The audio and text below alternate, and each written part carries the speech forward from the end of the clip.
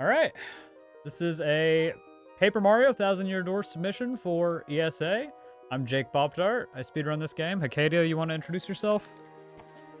Hello, nice to meet you. I'm very happy to submit this game with Jake. I'm Hackedia. I've been running the game for maybe 10 years.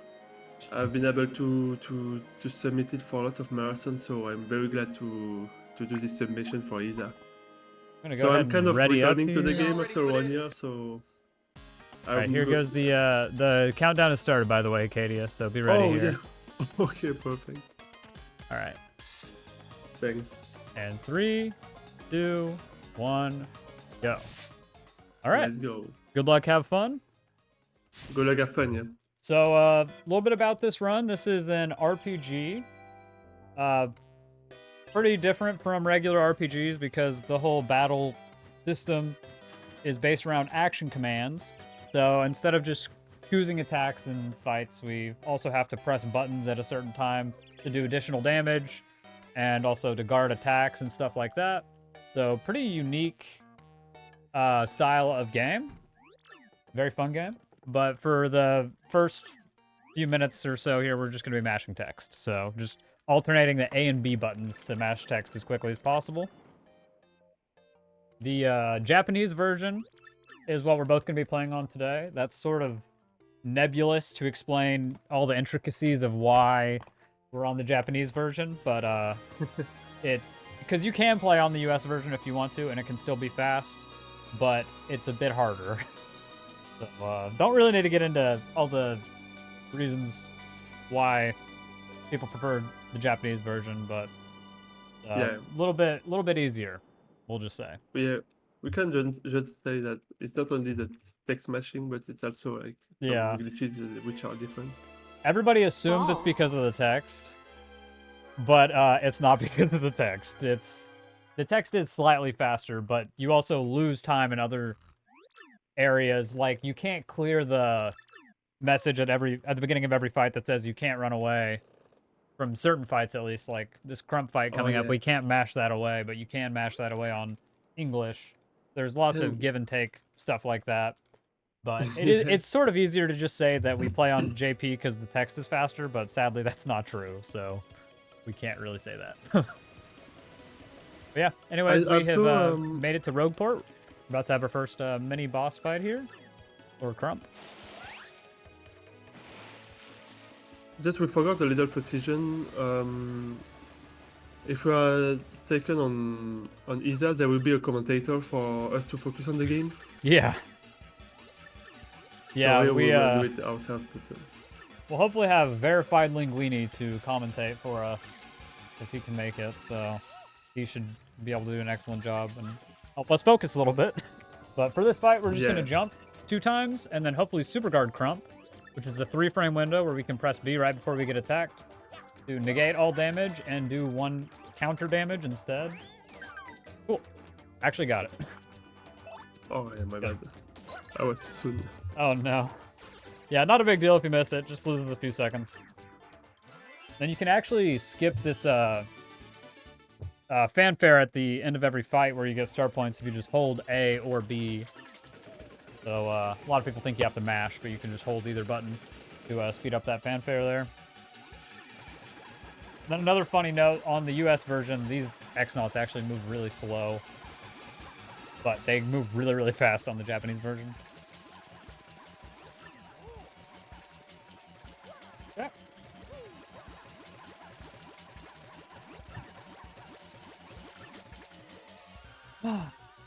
Yeah, so beginning of the run is a pretty slow start. We do have a glitch coming up in about 7 minutes or so, but a lot of cutscenes until then.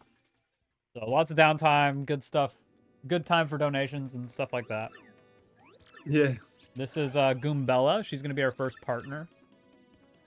We will not be getting all the partners in this run. I'll just say that. Don't want to spoil it too much, but we don't get all of them. There's like 7 partners, I think, total. I don't know. Something like that. But Goombella actually has some pretty practical uses for us. This is normally a very long game, A normal casual playthrough probably be around 40 hours, maybe 24 hours, something like that. But we're able to beat it very quickly with a lot of sequence breaking and stuff. So it's pretty fun to show off at marathons because of that. Because there are some pretty crazy sequence breaks that we're going to be doing later on. And Goombella is going to be pretty helpful for a few of those. Her ability is we can press the X button and she will tell us about whatever area we're in, or if we're in front of an NPC, she'll tell us a little bit about them. So, doesn't sound like she should be very useful for speedruns, but she is. Sometimes we forget how stuff works, you know, and we just need hints. And then this is Zesty. She dropped a contact over here, so when we walk over this way, she tells us to stop moving, and then as soon as we do a move, we break her contact. And we have to go order another one, so we're going to do that at the shop right now, and then buy some items that we're going to need. Items are very, very good in early game. They're very overpowered. And the game is just nice enough to start you off with 200 coins, so... Or not 200, 100, excuse me. Yeah. Not sure why I said very generous. Yeah, very, very generous. So we're just going to buy some honey syrups and then some fright masks. Yeah, they allow us to buy a very powerful item, which is the fright mask that allow us to skip most fights, annoying fights. Yeah, you don't get any experience when you use a fright mask from the enemies that run away. We don't get any experience, so they're not a very popular item casually for that reason. People like experience casually, but we like being able to control how much experience we get. So fright masks are great. Yeah. We hit the save block back there because if we don't, Goombella stops to tell us how saving works. So it's faster to hit the save block, which will skip that cutscene. As long as we're going to save at some point in the run, because even if we watch the Goombella cutscene, when we go to save later in the run, we would still get the blue text tutorial there. So faster to just hit that now.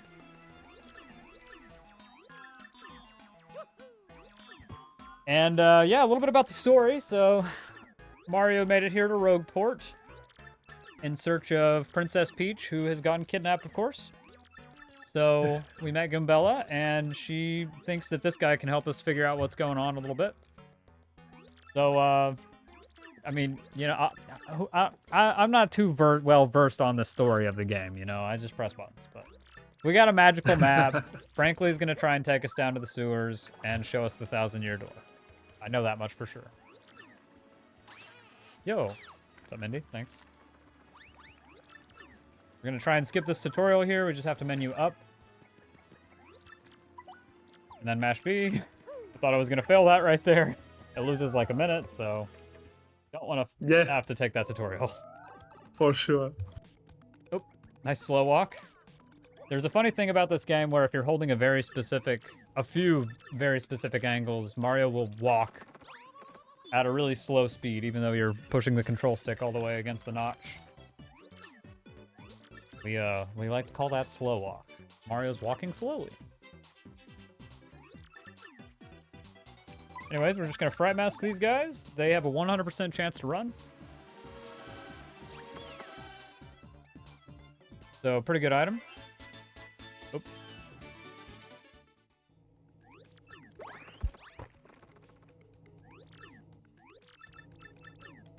Yeah, with some decent movement, we can make this cycle in the background.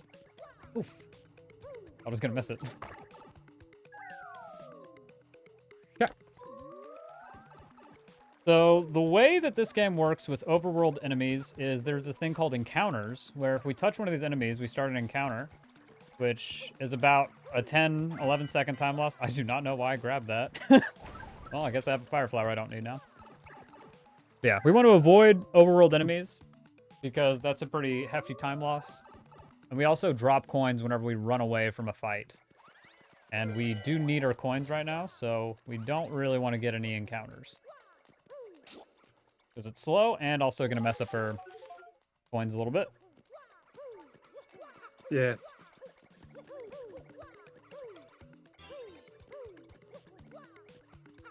coins will be a very important point on this first part of the game. Because we want to go back to the shop with a lot of coins to buy some fried mask for...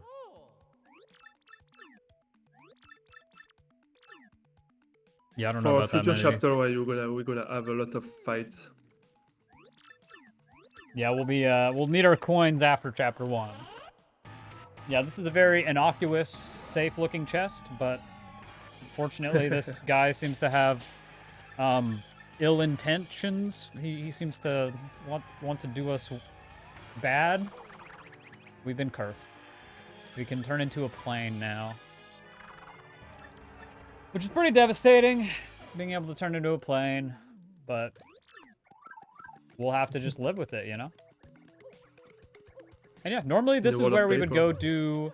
We would normally take the plane panel right there to get to the 1,000-year door, where we would get Sweet Treat, our first special move, but instead we're just going to go do a trick called Blooper Skip. So for Blooper Skip, we're going to enter the room where you would normally fight Blooper, and if we jump on the first possible frame where we can control Mario, and then jump frame perfectly when we hit the ground, we can land on the boat panel, and then jump in the water. We'll have done a trick called Hazard Respawn Glitch, which will spawn us in the middle of the room at 0, 0, which happens to be just in the perfect spot to where we can reach the pipe to leave prologue and enter chapter 1.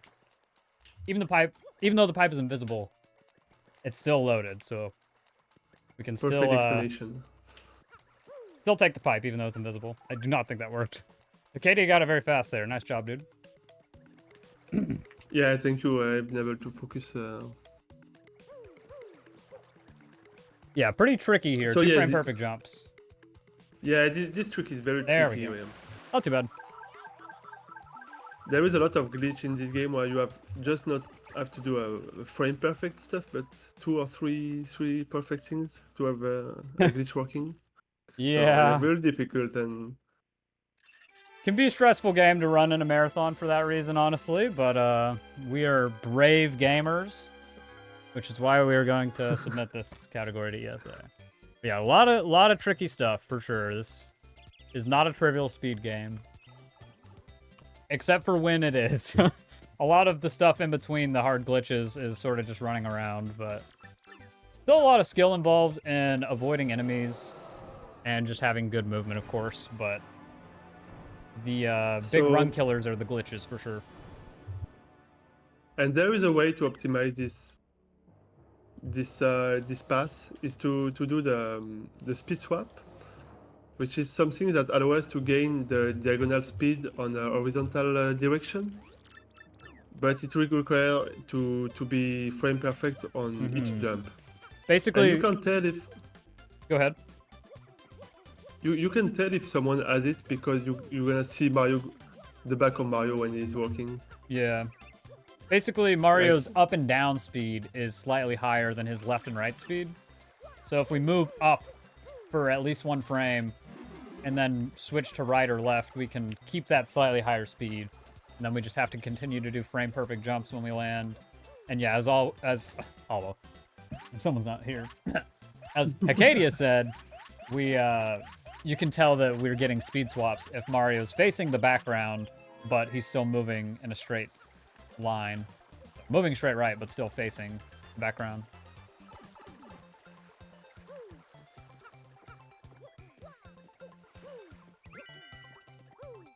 Right, I forgot I grabbed the extra fire flower. That's funny. Oh, yeah.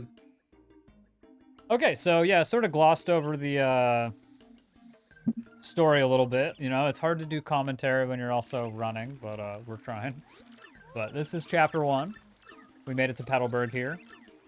They are sort of being terrorized by a dragon called Hooktail, who we saw a little bit of earlier. And yeah, we're gonna go fight Hooktail. That's basically the gist of chapter 1. Castle Dragon story.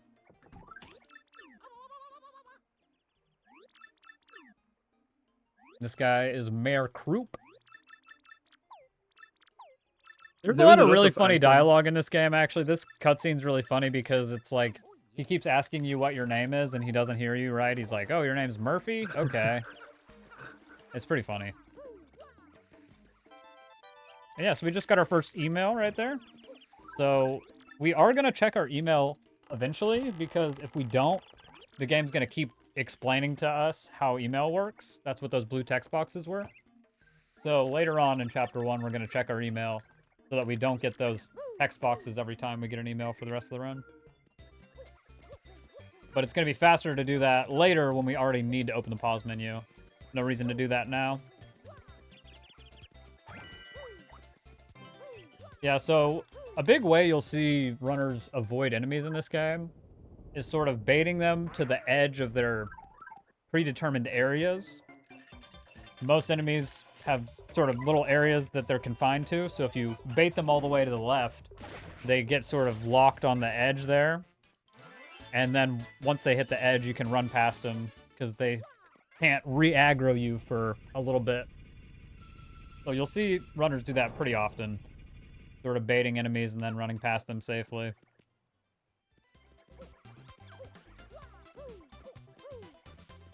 So the first two fights of the chapter, the encounter are like impossible to do if you don't find an item. Well, Which is or if you before can super take- guard. Oh yeah. Yeah, the game sort of wants you to learn how items work here. It gives you the item block. And then the POW block is the perfect way to deal with both of these fights. Although it is sort of mean that the second POW block is just hidden in a bush. They expect you to have figured out to check stuff like that by now, I guess. Yeah, the game is kind of trolling you here.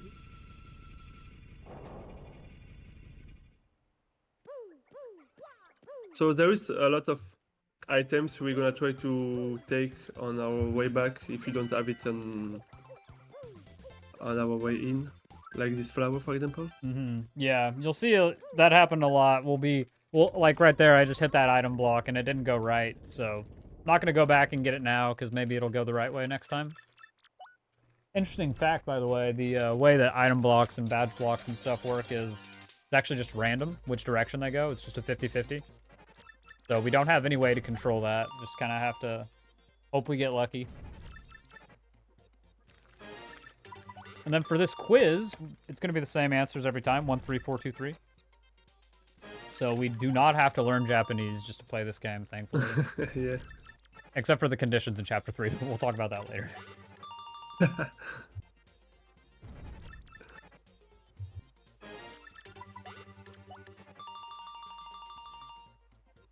All right.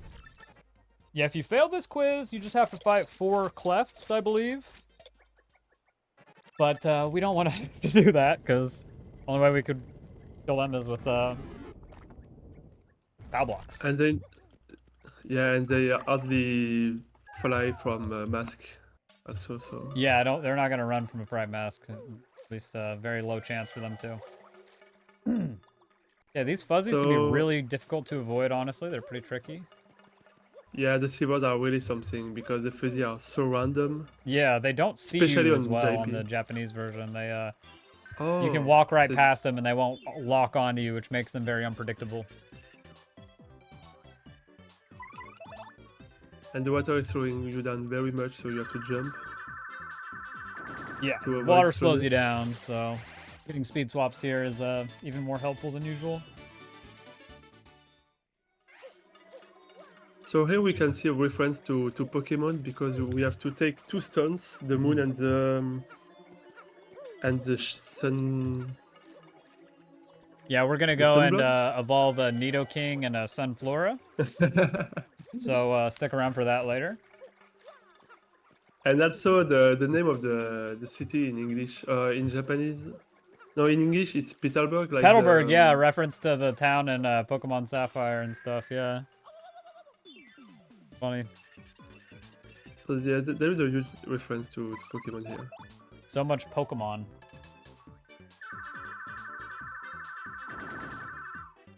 And now we encounter a shiny fuzzy. Yep. Old fuzzy fight here. So Hackedia is hopefully gonna do another super guard Yeah. to save some time. This super guard saves a good 6 seconds or so, something pretty substantial. Skips another turn. And super guard is a 3-frame window, by the way, so this game runs at 60 FPS, so that's Not a lot of time. Definitely. Yeah, you have manageable. the. Oh shit!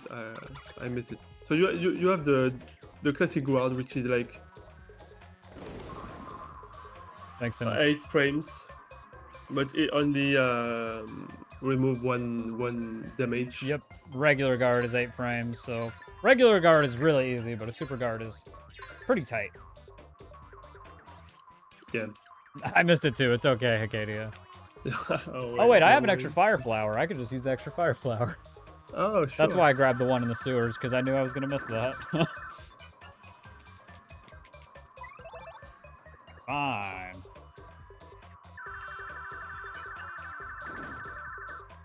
Super guards are hard. There's your proof. You know, we're pretty good speedrunners, but even we missed it. You know, it happened. Tricky.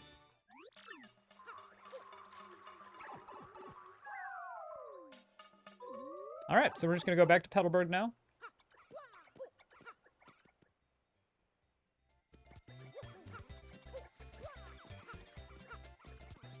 Ah! I need this fire flower. Excuse me. Okay, well, that was shambles, but that's fine. It's sort of hard to tell where some enemies are, you know, with the depth perception in this game. You can't really tell if you're really close to it or if it's sort of in the background, so that can be tricky. Wanted to play it safe there and avoid those guys. Yeah, the shadow is kind of helpful, but sometimes you Yeah. don't see it also. Yeah, sometimes you can't really see the shadow.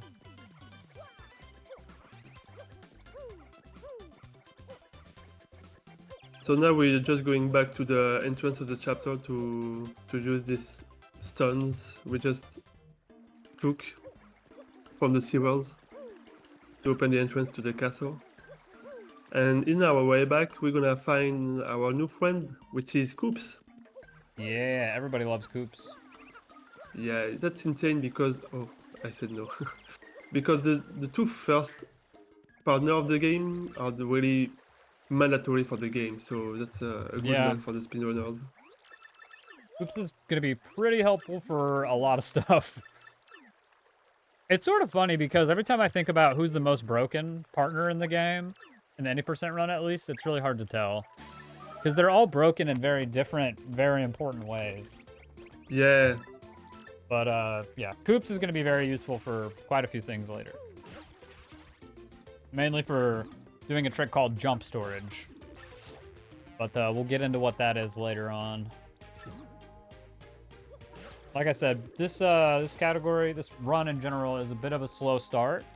Once we get into about the 45-minute mark, or I guess it's more like 50 minutes, somewhere around there, a little bit before then, things start to pick up quite a bit. Chapter 1 doesn't have too many sequence breaks. There was a trick we glossed over earlier called bridge skip that we don't really do in marathons because you can die doing bridge skip very easily, so not very marathon friendly, but it is a cool trick. yeah. Yeah, it's a trick that you Very can die visual. doing, and you have to do frame perfect inputs for it, obviously, so need this. Obviously, you know if it's a trick in Paper Mario the Thousand Year Door, it's probably frame perfect. No, just kidding. There are some tricks that are pretty easy in this, but quite a few are difficult. Alright, so yeah, first little puzzle. First Coops puzzle here. We're just going to have to set Coops up on the side of the switch, and then hit both switches simultaneously.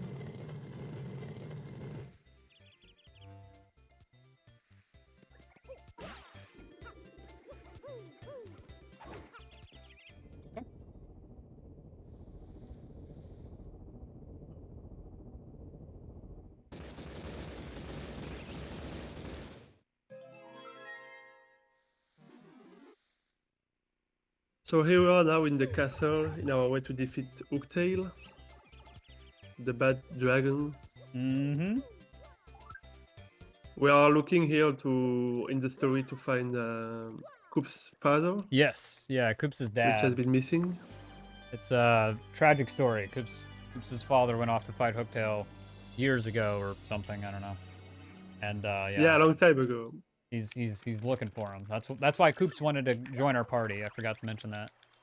Pretty gripping, emotional story.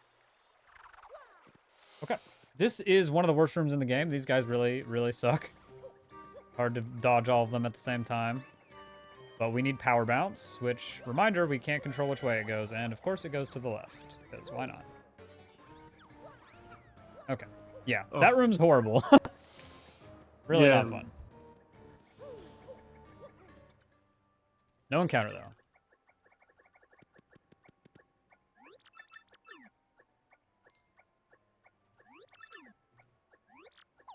Yeah, so Koops is asking if we want to read the letter that's attached to this guy. Because he's like, oh, it's a corpse. These shoes look familiar. This must be my dead dad. Turns out it's actually a Koopa from Pape 64's dad. So, Rip Colorado's dad. Also, I just got a double frame perfect trick called Red Bones early. Nice. That's pretty cool. Didn't expect that to happen in the ESA submission. Yeah, that trick skips having to hammer through the bones and get over to red bones. And we have to do 2 frame perfect inputs there. We have to jump or hammer a frame, or 2 frames technically, I guess, after interacting with red bones. And then we also have to jump or hammer the frame before Koops' dialogue pops up there. So that saves like 2 seconds maybe. Very small time save for a double frame perfect trick. We're going to be upgrading BP. We do not want to upgrade FP, even though it'd be really nice to have more FP for Hooktail. We really need to make sure we have 5 FP. And we'll talk about that later as to why, but no, for now, that is very important. This route actually uses some very cool boss fight strats, so. Yeah. Yeah, that trick right there is called flip skip. We just jump on the lock to get up there, and then we can ride the switch up. And that skips hitting that switch right there.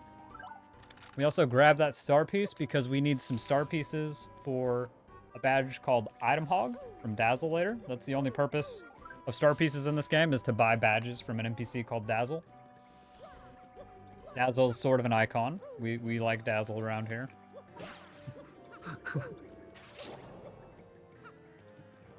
And now we're just going to go into this trap. And, you know, nothing suspicious about this room at all. Looks pretty good to me. Everything seems normal.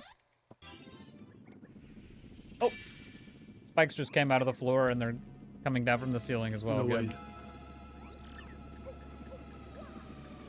Well, hopefully we don't die.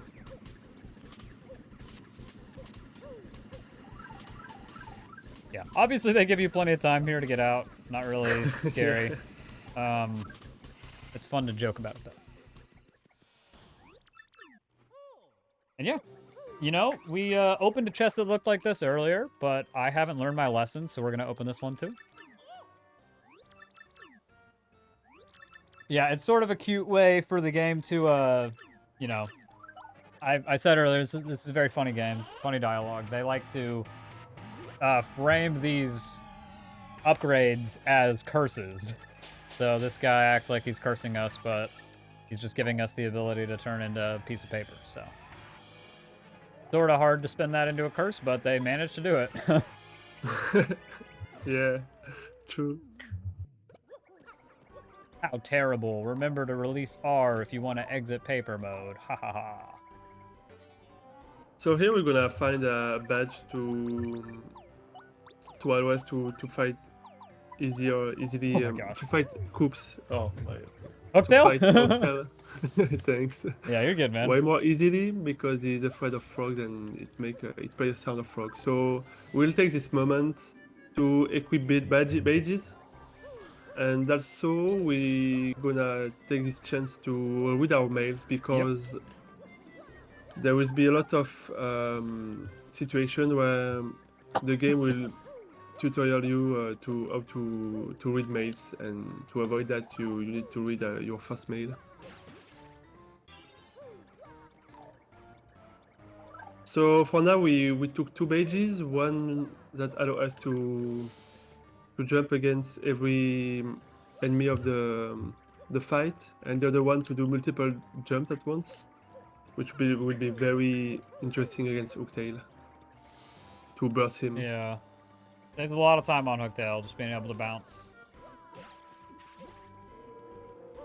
Yeah, there's a trick right here coming up called window jump, where we can just jump from the edge right into the seam of the window. Saves about 8 seconds. Pretty decent little time save. There's a cool backup too, so I'm actually totally fine if I miss this, because then I just get to show off the backup. Although I'm not going to try to miss. Ah, darn it, I didn't miss it.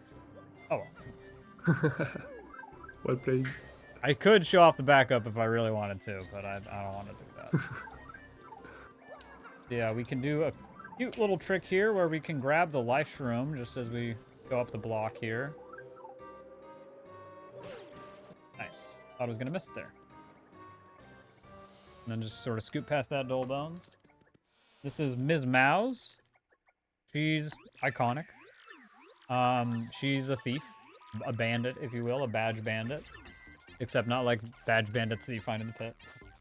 But, yeah. She shows up a few times throughout the throughout a casual playthrough. Sort of a fan favorite character. I'm gonna get the castle key here, and I'm also just gonna grab this honey syrup just as a safety for Hooktail. Yeah, same. And then this encounter is actually technically possible to avoid, but you have to do several frame perfect pauses, so not very RTA viable at all. I like to go for it just as a meme, but yeah. Since you just leave that room and you're immediately on top of the Dole Bones, there's not much to do to avoid that besides frame perfectly pausing and moving one frame at a time 6 times in a row.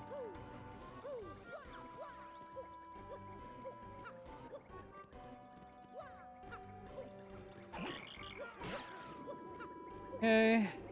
Gonna ride this switch up. This plane panel is actually several units to the further to the left on the Japanese version compared to the US. So this flight is just a little bit trickier.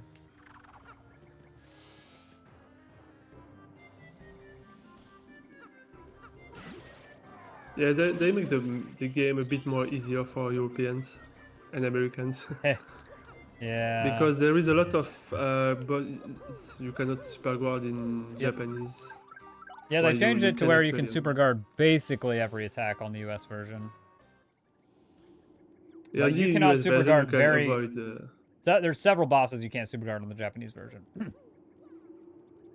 Most of them. yeah, and that's insane. The concept of being able to avoid every damage of a boss. Yeah, it is pretty broken. Alright, so yeah, here's Hooktail. The way power bounces are going to work, so we can bounce basically infinitely until we get capped. Each boss has a soft cap and a hard cap. So Hooktail's soft cap is 9, so after we get past 9 bounces, there's a 66% chance every bounce that Hooktail just caps us and doesn't let us bounce anymore, even if we get the input. And then on top of that, it starts at an 8-frame window, and with every bounce, it goes down 1 frame. So 7, 6, 5, 4, 3, 2. By the time we get in order to get 9 bounces, we need 1 frame perfect input. So getting more than a 9 bounce requires good RNG and a frame perfect input. Well, 2 actually, so. Pretty hard fight. Want to see 9 bounces, 8 bounces.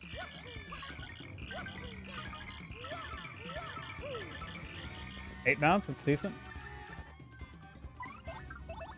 Yeah, this is why we get honey syrups earlier, so that we actually have enough FP to continuously power bounce.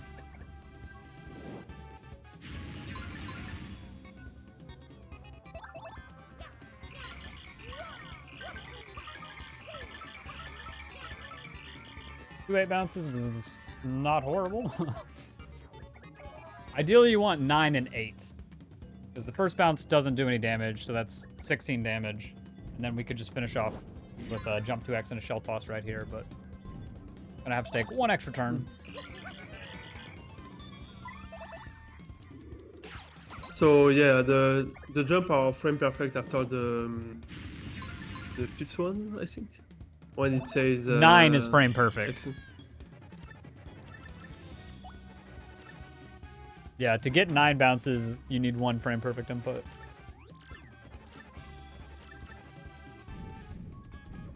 So pretty tough to get a 9 bounce.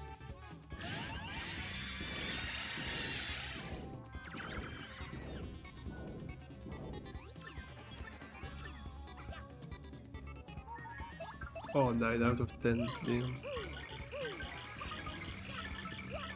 Oh, also we forgot to say that sometimes the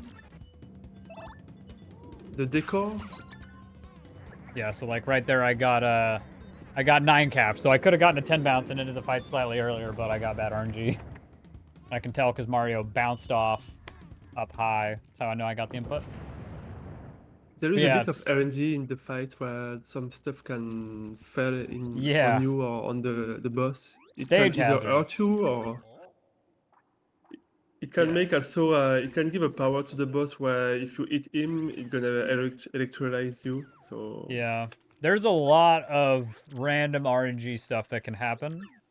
Yeah, as Hackedia is saying, stuff can fall from the ceiling, and it sort of comes from nowhere, so you need to be prepared. There will be times later where we are in fights with 1 HP. Not us, but our partner's going to be at 1 HP, so like if a bucket lands on them at 1 HP, that's very bad, unless we are ready and we guard it, so... That's pretty fun part of this game. Makes speedruns pretty interesting, honestly, knowing that you can get hit by a bucket at any time. But yeah, especially when at the end of the run you play with a 1 HP partner. Yeah, it's tough. It's tough. Yeah, that's chapter 1. Pretty good start from me and Hackedia, I would say. Not bad at all. Yeah. Now we have a lot more time for donations here, you know, a lot of downtime. And about 6 minutes of just cutscenes and stuff. So this is the intermission where we check on Princess Peach and then Bowser. Bowser's not really the main antagonist in this, so he's sort of a comedic relief character. He's very funny in this game, honestly. I think this game is where my true appreciation for Bowser came from, because he's just really goofy in this game, and I love it.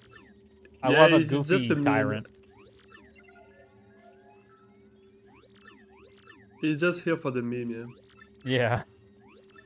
And he actually saved us at the end of the game. Yeah, true. Later. Yeah, we'll spoiler, but we'll see that later. Yeah. Spoiler alert. And yeah, I forgot to mention, it's one of those things that, you know, you do 1,000 runs, so you forget it is even a thing anymore. But, well, he's not on screen anymore, but you might have noticed Professor Frankly went to the moon with us. Yeah, normally Professor Frankly would stop following us after we go to the 1,000-year door and we get Sweet Treat, but since we never did that, we just still have Frankly the whole time. We'll get a follower later on that will overwrite Frankly, but for now, we still have Frankly, and that even carries over to the intermission, so... Pretty funny to see Frankly here. So in this cutscene, we can see Peach is being captured on a very strange building. When we see in the window, we don't even feel like being on Earth. But no spoil yet. And yeah, there's a misconception that you have to shower before you leave the room. You actually don't. You just have to walk into the room and then you can leave, so... Sadly, Peach doesn't get to smell nice. She has to be stinky. Sorry, Peach. Yeah, and in this room we can make Peach have a bathroom. That could be an incentive. Yeah, true. Could be. If you want to see Peach have cute hair for like 5 seconds before we leave the room. It's sad that the cute hair doesn't stay. They didn't even change that in the remake. I thought maybe they would. Yeah.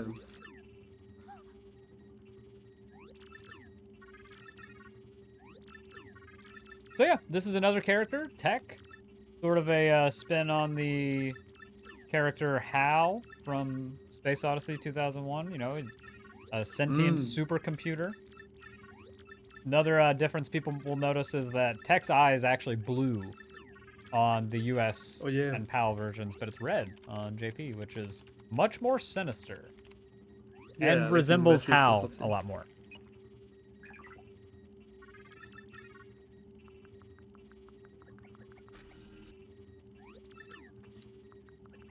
Yeah, Thank he you. feels dangerous, but he's trying to help us, Appreciate so that, man. we don't really know how to Oops. what we can expect from him yet. All right. Bowser's Castle here.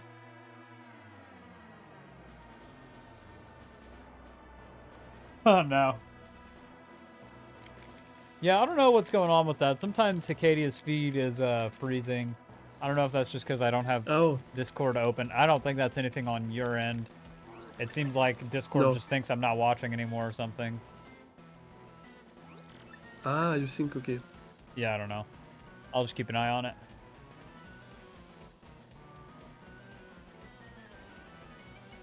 As long as, you know, I think it's fine if that happens during the cutscenes where nothing's happening.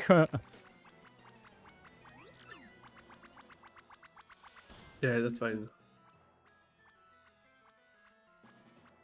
So yeah, coming up really soon here, we have one of the most infamous tricks of the game. Teleporter room early. That's going to be coming up pretty soon here. Might as well talk about it right now, honestly, because it's not really a trick I'm going to be able to explain when I'm doing it. It requires a lot of focus. Yeah, for sure. Yeah. So, to talk about what it is a little bit, Teleporter room early allows us to access Chapter 7 very early on. All we need is paper mode, and we can access Chapter 7, which is 6 chapters down the road. So, pretty big sequence break. The reason we're able to do this is because there's, at the end of Chapter 7, when you beat Chapter 7, you go talk to Tech, and he sends you back to Rogueport through the teleporter. And that teleporter just leads to Rogueport sewers. So that room exists the whole time, but it's normally locked, and you're only supposed to be able to get into that room from the inside when you take the teleporter. But we can clip through the door, or more specifically, the crack in the door, and then we can just turn on the teleporter switch and take the teleporter to Chapter 7. So, in order to do that, we're going to have to do a few things. First part of what we have to do is that thing I did right there. It's called an unspin jump. So you jump the same frame you release paper mode, and that lets Mario move at a higher speed while retaining paper mode hitbox qualities. So he's moving Yeah, fast, even though he has the smaller hitbox that you would normally have in paper mode. yeah, it allows you to leave the paper mode instantly instead of having the little animation. Mm-hmm. And that's frame perfect. So we have to release R and press A on the same frame. But we also have to hold a perfect angle of 358, or just 2 angles to the left of directly up. So just barely not the up notch, just very, very slightly to the left. Oh man, that guy got me. Thought I could sneak past him. Yeah, and 59 and 57 won't work, so it's very like a perfect angle. It needs to be precisely 358 or -2, like I said. So we have to do that and then do the frame perfect input. But we also need to do it within roughly a 2-frame window as we pass the crack in the door. Because that's how long you're passing that crack when you have that speed in paper mode. It's only a couple frames. So you can get the speed swap to get across the platform, but we'll just pretend like I didn't fall in the water there. It's fine. But yeah, all of that is to say teleporter room early is a very hard trick. Pixel perfect, frame perfect, blah, blah, blah, whatever, you know, it's hard. If all of what I said didn't make any sense to you at all, that's perfectly fine. Pretty complicated. All right. So, we're going to go down to the 1,000-year door now. This is where Franklin wanted to take us earlier, but we sort of didn't do that. We need to come down here now so that we'll be in the right sequence so that we can go talk to Punio, who will open the entrance to Chapter 2 for us. We actually have to enter Chapter 2 to get an item called Super Boots. And we need Super Boots to do the run. So that's sort of the whole reason we have to actually finish Chapter 1, is so that we can come do this right now, so that we're in the right sequence. where we can go talk to Punio and open the entrance to Chapter 2. There's actually a way to clip in to get to Chapter 2 early, but you can't actually clip back out. So we're pretty close to not even having to do Chapter 1. We would just get paper mode and then leave Chapter 1. But since we can't get out, we're just stuck doing Chapter 1. Pretty funny.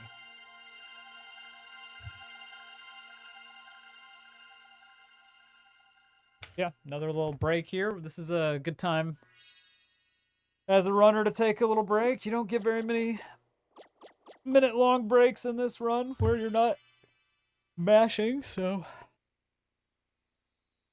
good little bathroom break here. Right before teleporter room early.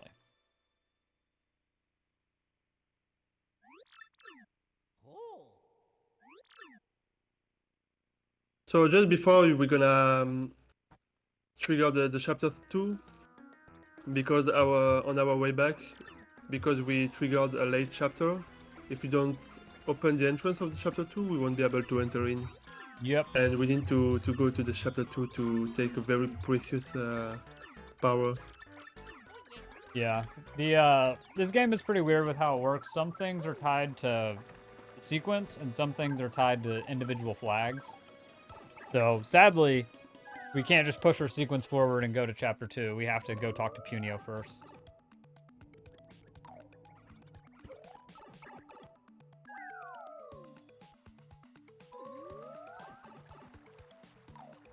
We do a little paper mode cancel, so we just release R and then walk off that ledge. And since we're not holding R to be in paper mode anymore, the ledge sort of snaps us out of paper mode instantly.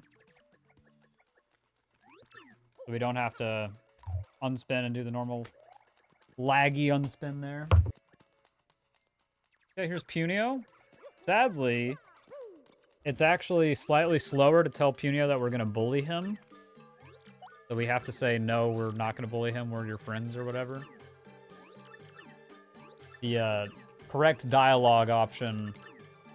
Well, correct dialogue option is guess again, nerd. Which is really funny to say to Punio, but sadly it's slow. Punies cause speedrunners a lot of suffering. So. We like to bully him occasionally. Alright, yeah, and we have to talk to him 2 times there, so he actually opens the entrance. 1 doesn't do it.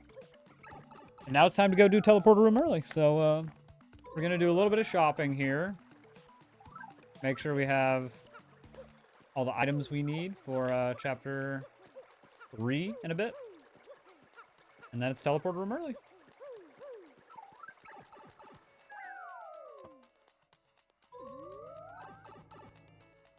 I just realized something. Since I'm going to be over-leveling, I don't really have to stress about fright masks that much. Oh. Don't really care if I leave Chapter 3. I just, the way I've been doing Chapter 3 and marathon runs is, like... Oh, yeah. I'll over-level, so I get extra HP before Palace skip. So I don't care about extra HP in extra XP in Chapter 3, you know? I see, okay. So yeah, we're just going to sell that life stream we picked up earlier because it's pretty valuable. Sells for like 20, 25 coins. Oop. I'll keep that extra honey syrup I didn't need during Hooktail. Okay, so we're just going to buy enough fright masks to where we can still buy the contact lens over there because we need to get past Zesty. There we go. We're pretty close to each other. Yeah. It's a good race. So far. Hopefully Hackedia doesn't leave me in the dust here at teleporter room early. Yeah, I mean, I used to be good at theory, but since I came back to the game, I have some trouble yet. Very hard trick. For now. So hopefully we can both get it before too long here. I'm sure Hackedia is going to get it fast, knowing him. I like to do a method where I reset my neutral angle so I don't have to actively focus on holding the perfect angle. I just hold it for a few seconds and then hold start X and Y, which resets my angle. So I set it to the opposite angle so it thinks neutral is the perfect angle that I need. Nice setup here. Yeah, hopefully this doesn't take a million years. Oh yeah, it was not first try, but at least it didn't took so long. Oh, you're in there already? Man, I knew it. Hackedia making me look bad over here. I'm back into the game now. All right, here we go. Come on. Yeah, you can focus. I will take care of the comment. All right. Yeah, I can't commentate very well right now. Yeah, I'm just staring at this door. You are doing it very good. So yeah, we can see just to. So yeah, here I'm taking some. I'm reading a note. So we trigger the chapter. So now the game is gonna load everything on the game on the chapter. I took an encounter. I'm not supposed to take this one. Usually you have to the sound to be able to anticipate him. But as I'm talking, I didn't hear him. So now we're just gonna. Now we trigger the chapter. We're gonna go straight to the left on the first electrical room. Keep going too early here. There is a little puzzle here. Trick is very hard. Finally. Okay, not too bad. Only spent a couple minutes here. Not really that awful, you know? Nice, well played. We're just going to shoot Koops there so that he's inside the teleporter room with us. Because if we enter the teleporter room with Koops on the outside, he, like, jumps against the door for a few seconds. So we don't want that. Oh, yeah. All right, not too bad. We'll take that. Yeah, like I said, that's a very, very hard trick. So anytime I can get it without spending 10 minutes on it, I'm happy. Although, not if I'm trying to grind for a PB. My bar's a little bit higher then. Oh man, I thought I avoided him. Yeah, we'll just super guard that. Wouldn't really be a bad idea to take damage because we need to lower our HP later. But sort of a little scary to have low HP, you know?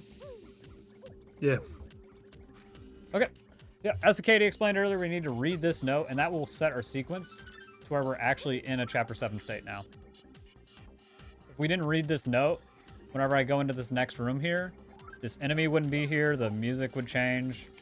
It basically would think that we were, like, Princess Peach right now, going in to grab the disc. And this card key wouldn't be here. So, very important we read that note to advance our sequence. Otherwise, it still thinks we're in Chapter 1, or post-Chapter 1. What is the backup? The backup question is 1 or 3? 3. Oh, yeah. Yeah, the backups are 3 and 4 for the second quiz. I remember because Sway told me once the backups for the first one are 1, 2, and then the second ones are 3, 4. Oh, okay. So this is 1, 2, 3, 4. I had 1 and 3 in mind, but okay, perfect. I tried to dodge him again and it didn't work. No. Oh. Oh.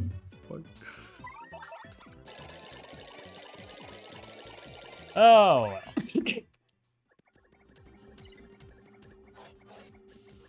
Those guys are really hard to avoid. It's like a triple frame perfect trick you have to do to avoid those guys. It's basically TAS only, so, you know.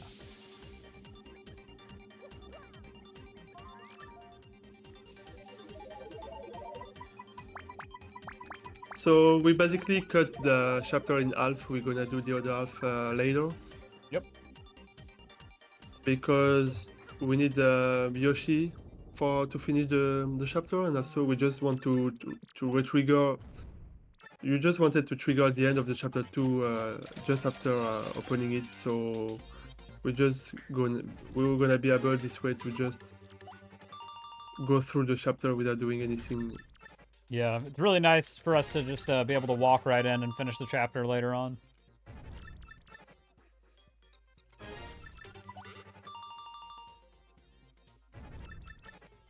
So yeah, Hackedia is getting jump storage right now. So basically, there's a flag in this game called jump storage where if we have that flag and we walk up a step, like a small stair, just any kind of piece of collision, it'll increase Mario's Y velocity, and then we can just start holding the A button, and Mario will essentially fly. So jump storage is a flag where the game thinks we're jumping when we have this flag. So, yeah, like I said, once we walk up a step and then start holding A, we just fly whenever we actually Like that. initiate a jump. So, very cool, very, very broken glitch. Lets us do a lot of cool stuff. And yeah, Hackedia just used it there to get Ultra Hammer early. So you just jump up You're onto the supposed to chest, have it, and then you can jump off and sort of like flip skip. You hold up right as you pass over it, and you can just spam the A button to open the chest. Yeah, the path here in this room is always the same, so we just follow those tiles, grab the card key, and now we can go back to Rogueport.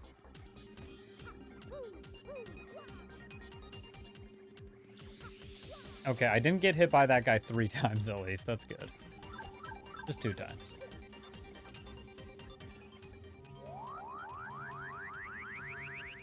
Alright. Yeah, so Hackedia is doing a trick there called Spin Delay, where you move to a specific position, and you can enter paper mode after you start holding upright. And since you enter paper mode in such a way, you basically delay entering paper mode, so you can open the door. But since you're in paper mode when you open the door, you can't make it through. So the game forces you outside, and you sort of unload all the walls and everything. So Hackedia can go grab double dip right there. Trying to get jump storage here. A little tricky.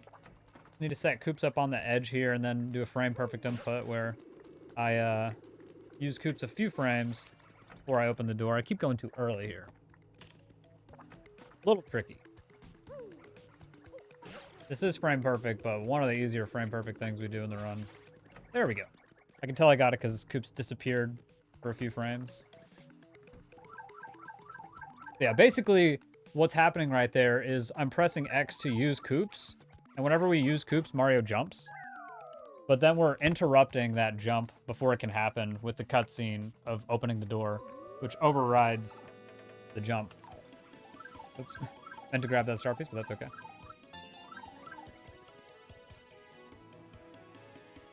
Yeah, we have jump storage right now, so we can fly up to the chest right here.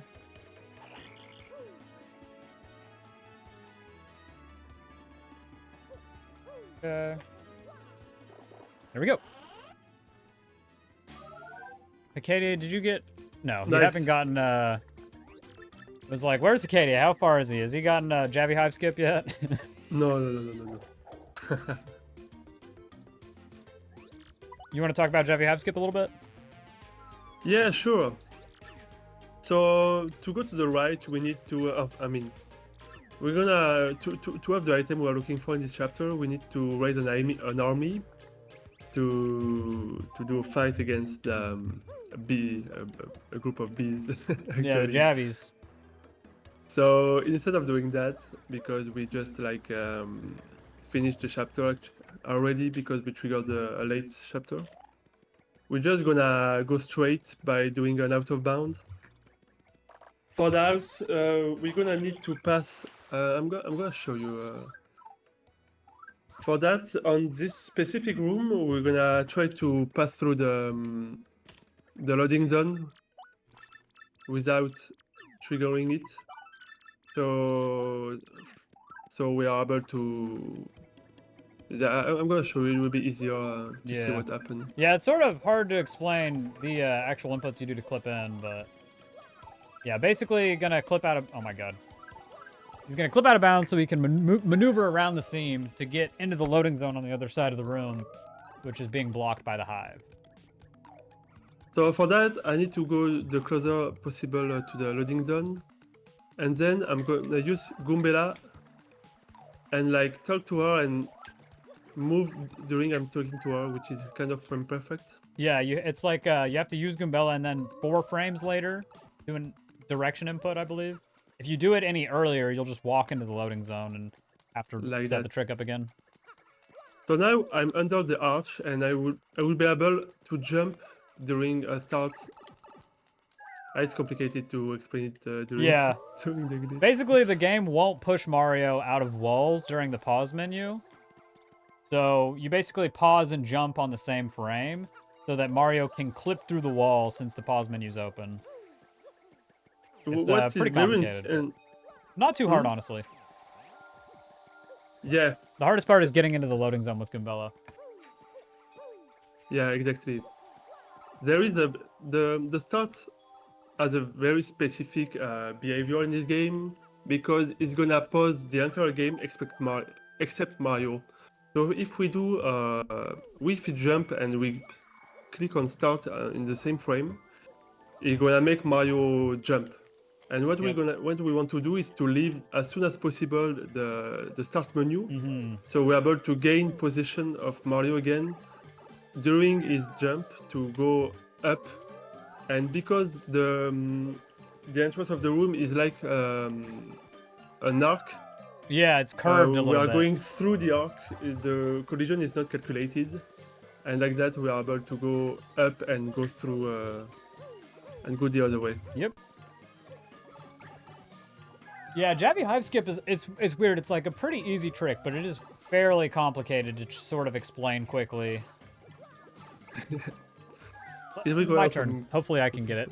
Hackedia's leaving me in the dust here. He's not waiting for me, so I need to get this fast.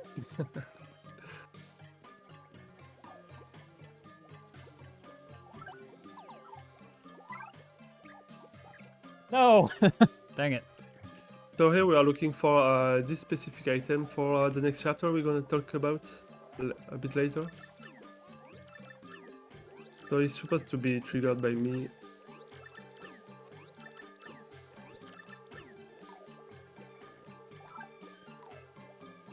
So we can see Jake trying to do the Goombella buffer delay, and now he's going to start jump Come on. on the same frame. You have to Close. release the paper mode and jump straight after, and meanwhile using the Yeah. Yeah, it's sort of a lot of inputs, but... Hold on, let me try and explain it here once. Oh, gosh. Don't clip back in bounds. Scary. Ugh, I hate that part. Yeah, basically, once you get into the loading zone and up against the wall, you enter paper mode, and then you sort of want to release paper mode, and then quickly open the pause menu with the D-pad and start spamming the A button is basically how I do it. And then hold up as well on the control stick, so... Doesn't sound like a lot, but it's sort of a lot of inputs when you're doing it all at once. It's essentially 3 inputs on the same frame. I think. Maybe just... Yeah. I don't know, something. Yeah, it's not quite on the same frame since you want to release R and then do the input slightly later. But just about. but there is a Pretty close. Release R, press left on the D-pad, and start mashing A on the same frame, basically. Not quite, but essentially. oh, I forgot to open the door to. Oh, I'm supposed to go to the left. Yeah. No, it's fine. Make more mistakes. It's okay. Even if it's you commenting, I'm struggling on stuff. You're not even commentating. Why are you getting lost, man? Come on.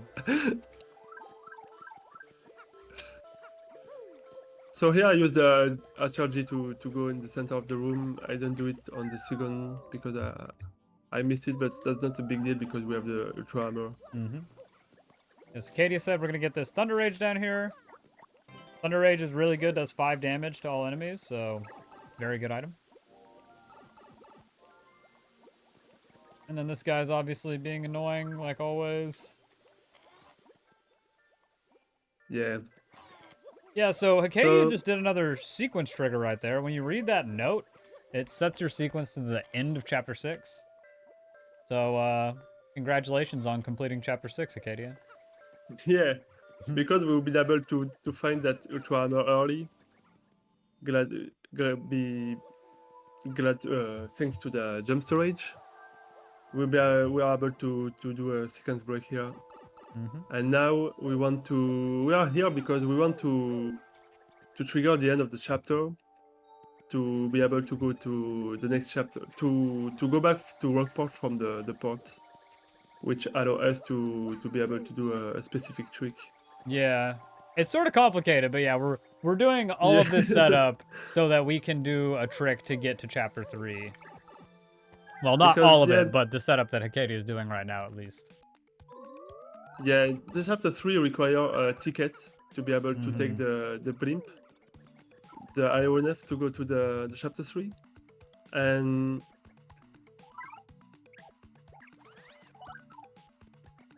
so for that we need a oh shit. I didn't mean to switch Scoops or Goombella there. That was silly. Yeah, I'm very bad at explaining stuff and playing at the same time. It's hard. That's I very don't know hard. why I don't went know for the what you're HRG. That doing. was not a good idea. Don't really have enough HP to be doing that.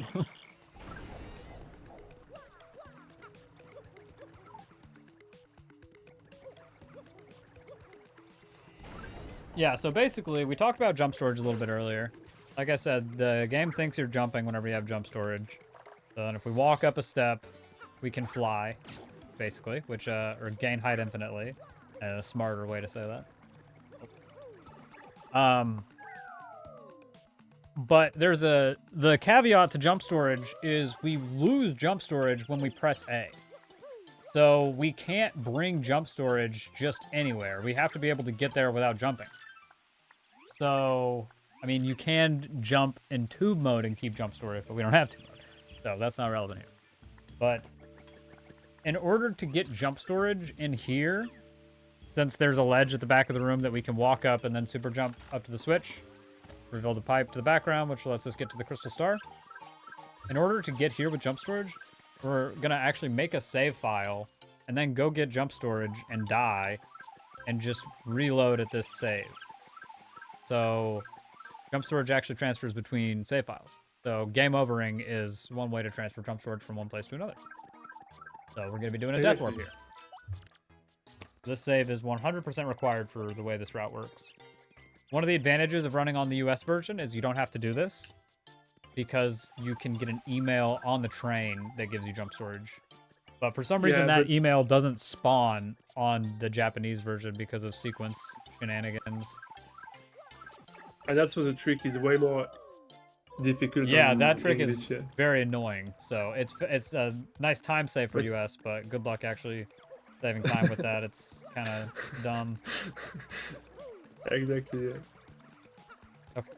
I was a little bit scared there since I get one shot by these guys, but we're okay. Oh.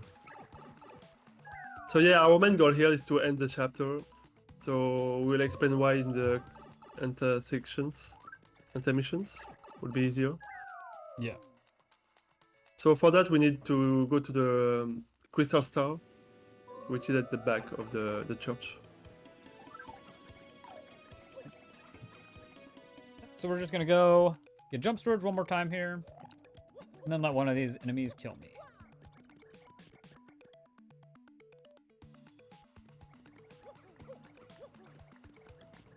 Perfect. So up there there is a hidden button that allows you to load this pipe to enter the second part of the church. The hidden part. Oh no, I got hit. I'm gonna die. Oh no, I guarded it, but I only had 3 HP. I'm dead. Nice actually acting. Yeah, it's always fun to make that joke. Yeah, it's very fun to do that in the marathon. Like you pretend to kill your run in front of everyone, and oh no. yeah, oh no, there was a bug with the controller, man. I can't do anything. Yeah, act like your controller stops working. That's a funny bit right there. Actually, I should do that. Yeah. Uh-oh. So now, because we did that, we'll be able to go back to the Rockport with the train, and we need this train to perform the blimp ticket skip. Because we want to go to the chapter 3, and we need this ticket. But as a speedrunner, we're just gonna avoid it with a glitch. So when we will be back to Rockport, there will be this train that will make us able, we will see later, to go through the train using the cracks of the train, and then we'll be able to go out of bound and be able to pass the guard. but we'll see that later. I think will be easier to explain. Nice, landed on the switch. Good. Nice. So now we go back to the intermissions. So after each chapter, we're gonna have this intermission. Yeah, one for Peach, one for Bowser. Oh, as Peach is always, a still, good opportunity for donations and everything like that. yeah. So just as a remind, we have done chapter 1, then chapter 7, then go back to chapter 2, then chapter 6, and then chapter 3. So it's a huge. We are doing so much second break on this game. We are breaking so much the game, which is very funny to watch. I think. Also, the glitches are very visual. Absolutely. Yeah, it's nice that, I don't know, there's some games where it's sort of hard to tell what's going on when you're doing glitches, but yeah, that's a good point. The glitches in this are very visual. It's like, oh, there goes Mario just flying over the universe, you know? Yeah. Going through doors and flying everywhere, what's happening? Just clipping through the floor, clipping through doors, you know, just doing crazy stuff. Yeah. Oops. We had a very huge community that been able to hunt a lot of glitches, and they were amazing for that. Yeah, shout out to the community that's been working on this game for years and years. They've done some absolutely incredible things, for sure. Yeah, it has been released in 24, Wow. so it's now 21 years old. So it's like it's been a while, yeah. How are you feeling about Blimp Ticket Skip, Hackedia? Pretty confident? Yeah, usually I'm very confident on this one. Yeah, Hope I same. won't jinx me myself. Yeah, but, you know, whatever. I'll jinx myself. I'll get it first try. It's fine. It's weird. It's a frame perfect trick, but it is pretty easy, honestly. One of those where if you have a good setup for it, you're probably not going to be missing it very often at all. the problem of this glitch is like if it doesn't work, you won't know why, because like you kind of doing stuff blindly. Yeah. You will see why. Yeah, so basically the way it works is we clip through, we do sort of a teleporter room early style clip where we have to unspin jump. But for this one, thankfully, we just have to hold straight up. We just have to find like a very perfect position first. Then once we're in it, we can just do a spin jump straight up and we'll clip through the train. But once we're inside the train, camera can't see Mario because we're inside the ground. So we have to do some movement, as Hackedia said, sort of blind. We can see Mario if we jump, but yeah, you have to sort of figure out your... I don't know, it's almost like you sort of have to figure out your own setup because there's, you know, different people's screens cut off differently and stuff, so it can be pretty difficult to figure out how to do the trick at first, but once you learn it, it's pretty easy. This trick was really hard for me when I was first learning it, though. I remember spending hours with Alwo, him trying to help me figure it out. Just couldn't do it. One day it just clicked. You need to find a setup because there is no much frame perfect stuff, but everything you do in this glitch is interdependent. You have to set up your position on a specific place, and everything will depend on it. And you have some weird delay to do in your inputs, and that's jump storage with mail, because we are doing a jump storage with a mail, and these jump storages are very, very hard because they are kind of weird, and you're never able to tell if you have it or no, and why you have it and or not. So the way it works, so like when we did teleporter room early, or when we did jump storage off the teleporter door, you might remember I put Koops on the side of the room. So that was because we need Koops to be a certain distance away from us.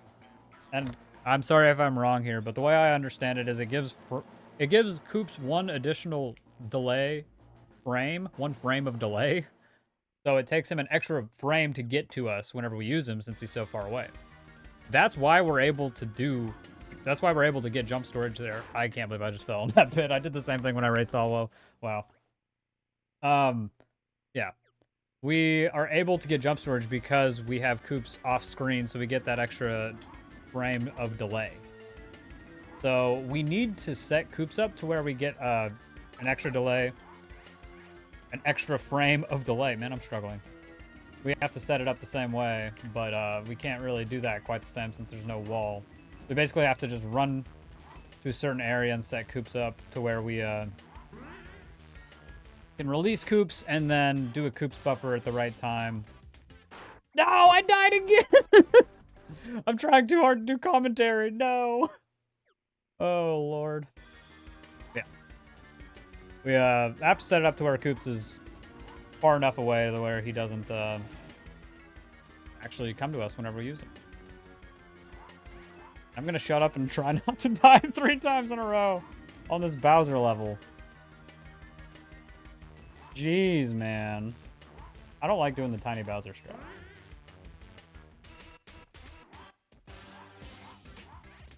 There we go, man. Jeez.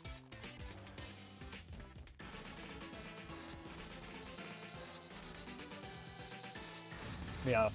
A Coops buffer is where we use Coops and then use direction a few frames later, depending on your setup. I like to actually press them about the same time, but it's sort of similar to Goombella buffer. We're essentially trying to trigger the email and use Coops at the same time. Okay, so we adjust by headset to focus a bit. Ah, good call. Did you get it? Yeah, I think so, yeah. Nice. I died in the Bowser level twice. Oh yeah, I saw that.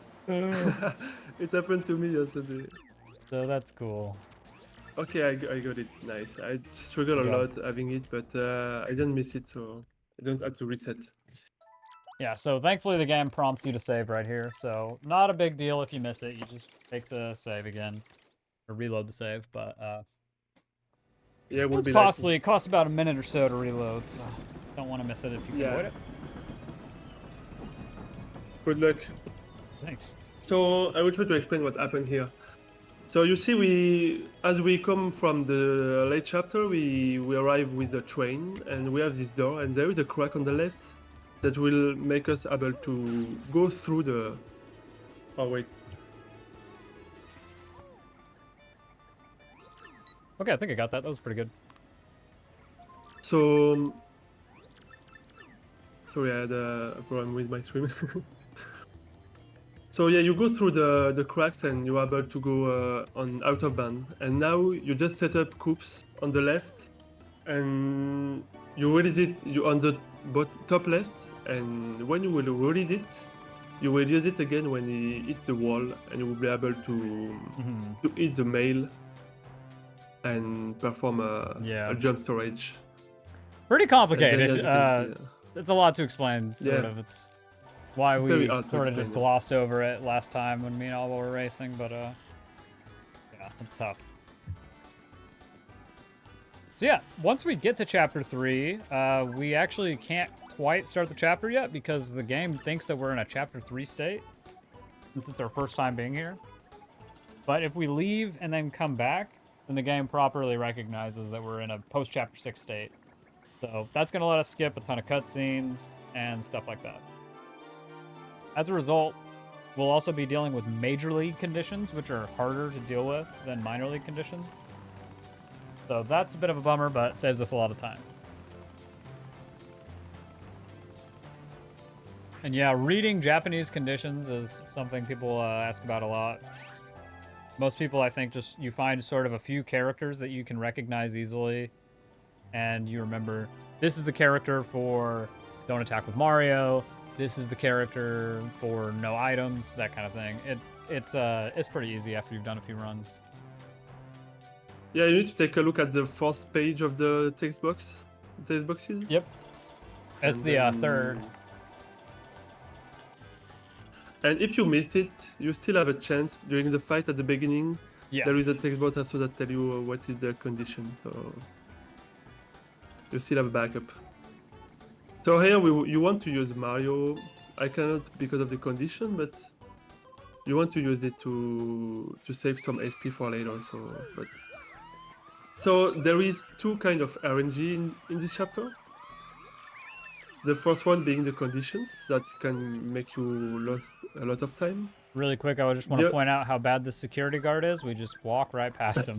We can just look the other way and open the door at the same Yeah. time. Sorry, go ahead. Continue. And the second part of the RNG is the mask, the item that look like buzzer we use to skip the fights. Actually, it has on every mob of the game. It has a certain amount of percentage Yeah. of chance to be useful. Most of the enemies that work, we I use mean. them on in Chapter 3 are like 80% or higher. But yeah, there's a chance some of these guys don't run away, which is annoying to have to deal with on top of the bad conditions you're probably going to be dealing with, so. Yeah, I also got essentially the same condition as Hackedia got on this fight. I got don't jump. So I didn't get no Mario, Yeah. but it's same thing in effect, so we're just going to use Koops instead. Okay. We I guess ideally I'm get to use done. multi-bounce to deal with these guys, but we're just going to use Power Shell, which is about the same speed. A little bit faster, actually, but it's nice to have 3 FP. And we only have 2. So I got a condition which I had to use a crystal star, but as it's very long and we're just gonna skip it and then use an item instead. Yeah, a lot of times So here use a usually, special move, but you don't actually have to, like, hit the action command or anything, so the fastest thing to do is just fail it instantly.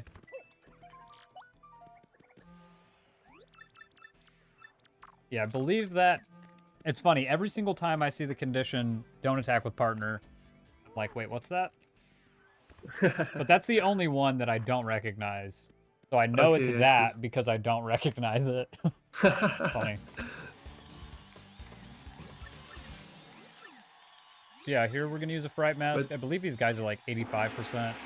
But it seems like you always get a dink on at least one of these guys. Which, yeah, It's dink also- is how we like to refer to getting a Fright Mask fail. Yep. Yeah. Oh, There's and always twice at in a least row. one. Okay, so I can't attack with Koops here. This is annoying. I guess I'm just going to kill you. Don't attack with partner. Don't attack with Koops. I just had twice in a row used the crystal star, man. So as I previously used a crystal star, I have to refill it, so I will lost a lot of time. Refill. Yeah. Really annoying when you get The bar. use a special move multiple times in a row. Oh yeah, that loss that make a lot of time loss. Here we Yeah. wanna go out because if he's super guard, we lost some time. So because of the animation. Okay, no special moves. That's good. I'm getting some decent conditions. So I'll take it. I need Hackedia to get really unlucky, and I need to get really lucky. So that's good. Although That's yeah, happening. there's one trick at the very end of the game called Palace Skip that we'll talk about more later. But I like to refer to it as the Great Equalizer because you can be 20 minutes ahead of somebody else, and then that trick happens, and you lose the race. So, you know. Palace No, Skip but is a pretty volatile trick. A lot of RNG involved. And it's also hard on top of that, so. I'm gonna use a backup item. That's fun.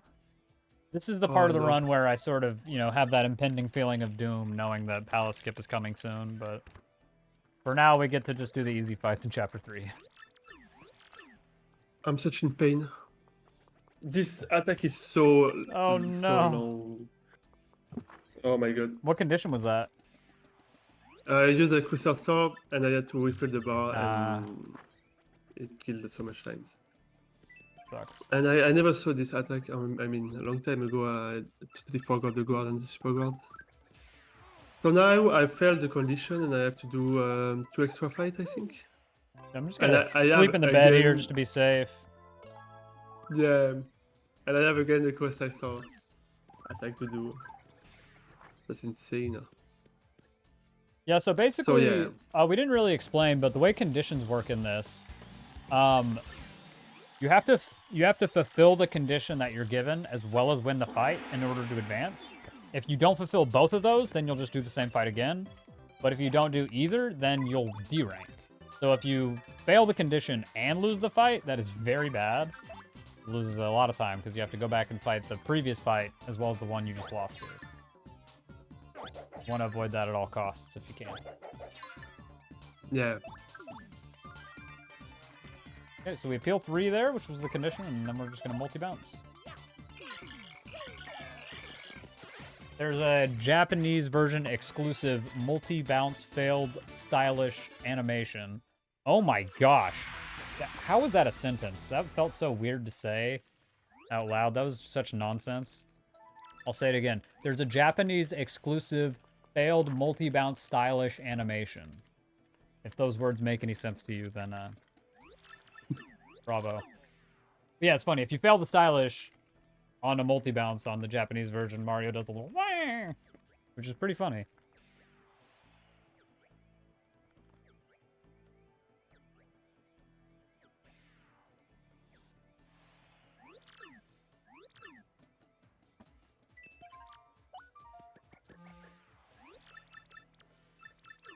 Okay, no Mario. It's totally fine for this.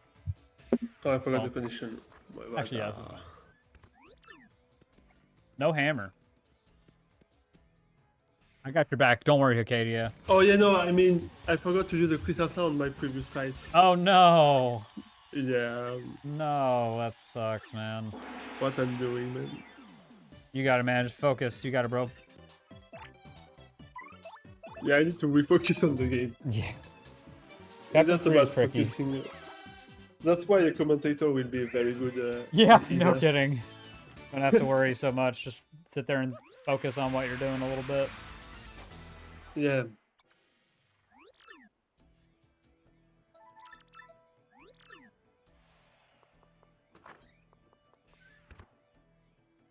And again, another crystal sword.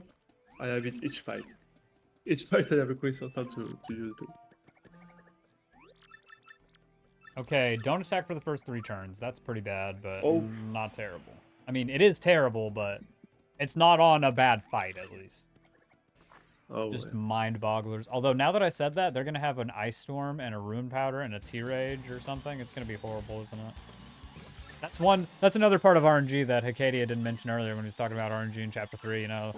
It never ends. There's lots of RNG, but yeah, these guys can't have items. Thankfully, they don't. Okay, good. Yeah, items can really mess your day up a little bit. You're not really ever expecting them, so yeah, they can mess you up.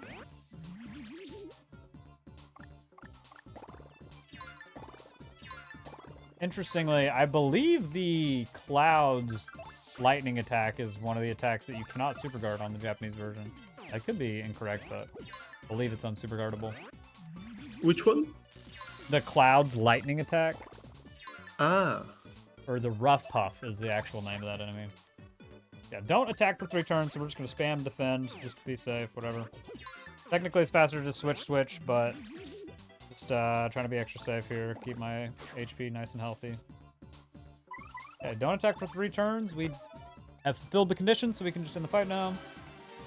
Alright, wow, that's really lucky. The plant's only a 30% chance to run. So, it saves us a little bit of time for not having to kill him. Pretty lucky right there. Alright, next fight can be pretty tricky if we have a bad condition to deal with. So, really, the only bad condition here is like, you know, the normal bad ones. Take damage 5 times, don't attack for 3 turns. Those are pretty bad right here. That's don't switch partner, I believe. I probably should have looked at that a little bit longer. But I'm pretty sure that was don't switch. Don't switch is one of the best conditions you can get, obviously. It's pretty easy to avoid switching partners. Yeah. Especially on fights where we just need to use 1 item and the fight's over. I do want to confirm, though, take another look at this condition. I'm looking for a letter that looks like a capital I. It was right there in the middle. That's how I know it's don't switch partners.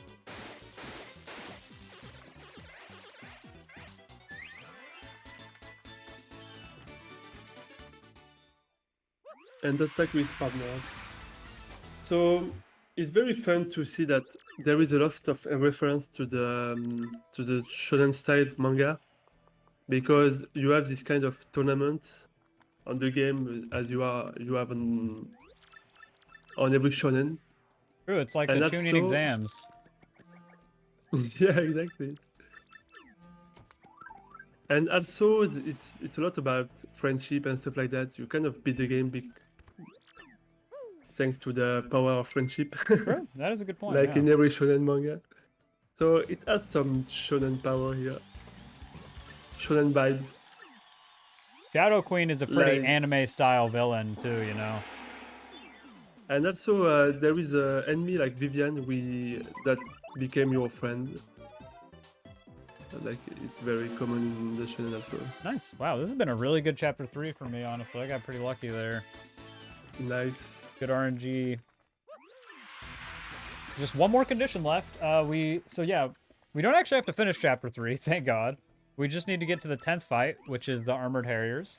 And then we can run away, and after that, we'll have Yoshi. And Yoshi's the only reason we're here, so after we get Yoshi, we can just leave. Okay, of course I get a bad condition on the very last fight, though. Don't attack for 3 turns. That's actually kind of rough on the handed overs. Actually, now that I think about it, there's a little trick you do here when you get this condition on this fight, which is called you just let these guys rob you. Yeah. It works pretty well. So yeah, these guys will just run away if they steal something on the next turn. So yeah, we're just gonna let them steal. You need to kill one at least, no? Oh no. No, you can just let them all run away. It just stinks that they take your stuff and coins, but and sometimes like that you'll get hit, but they don't take anything, which can be annoying. We do need some coins, but they can't really rob us to the point where we're like, you know, messed up. It's not a huge deal if we lose a few coins. Little unfortunate, but we can make do. Yeah, just like that, we just get robbed. Pretty cool. I'm actually under-leveled. That's crazy. Wow, I didn't even realize that. How did that happen? Oh wow. Oh yeah, you're supposed to level up. Maybe you should. Oh kill right, the because first I'm one. supposed to kill the plant. I forgot that I don't actually want the plant to stay around. Whoops. Don't you wanna level up for Quick Sinistre and kill the first one? What's that? Don't you wanna level up to before Quick Sinistre? Before Magnus? Magnus, yeah. Yeah, yeah, there's a setup if you don't have a level before Magnus, though. Okay, I don't know what it is. You probably just defend with Yoshi and then guard as well to get Peril. But I kind of want to just kill something to get the extra level up. I don't know. You will be 3 adrenaline. Yeah, I think I might just kill something. I don't know. That's a little annoying. I didn't think about that. It's very rare to be under leveled. Yeah, it's a No very... items. It's definitely not a big issue. Honestly, I should just go to the sewers and just kill something. And that'll just be the easiest way to fix it. And stop thinking about it and just move on. Trying to do a different strat for Magnus 2 definitely wouldn't be too hard, but not really something I want to try and figure out in a race. Or maybe you can do the fight on chapter 3. Yeah, I don't know. What fight? Why you have to the brother that look like Yeah, that'll take a lot of Mario time. Especially because we Yeah. only have 5 FP and stuff. You need to gulp twice. Oh yeah. Okay, so we're done with chapter 3, which is pretty cool. Yeah, so fun little thing is, you know, guessing which color Yoshi you're gonna get. Normally the game uses the time it takes for you to finish this fight after you get the egg, but it just uses in-game time in an 80% run, so. We got a blue Yoshi. If your run is really good, you'll get a green Yoshi. If it's pretty good, you'll get a red Yoshi. And then if it's like middling or, you know, average, you get a blue Yoshi, so. I'm pretty happy with that for some of the things that have happened in this run. You know, I'll take a blue Yoshi. And then after that, it's orange, and then black, white, pink, I think. I don't really know. I can't remember, but I know it goes green, red, blue, orange. If you're getting anything worse than an orange, I apologize.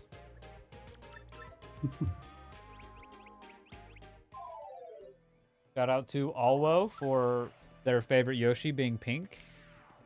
Yeah. Guy loves pink Yoshi so much.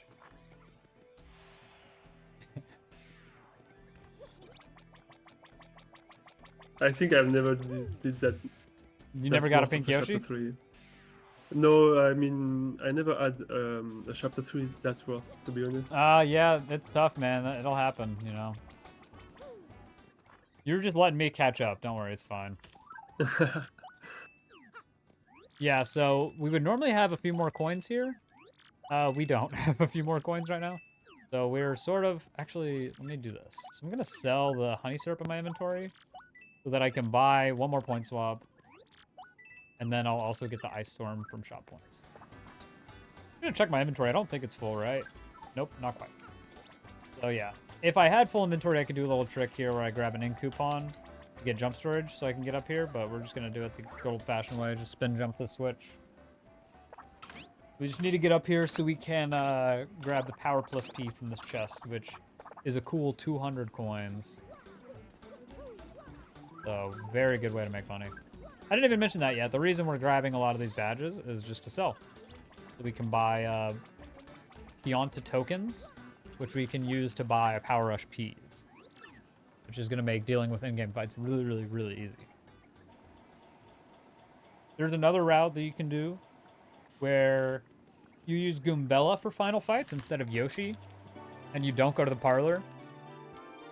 Instead, you just upgrade Goombella and use 1 Mega Rush P and Power Rush P, but that route is considerably harder, so... Not something I would want to do in a marathon. I've never even used that route before. I'm kind of scared of it.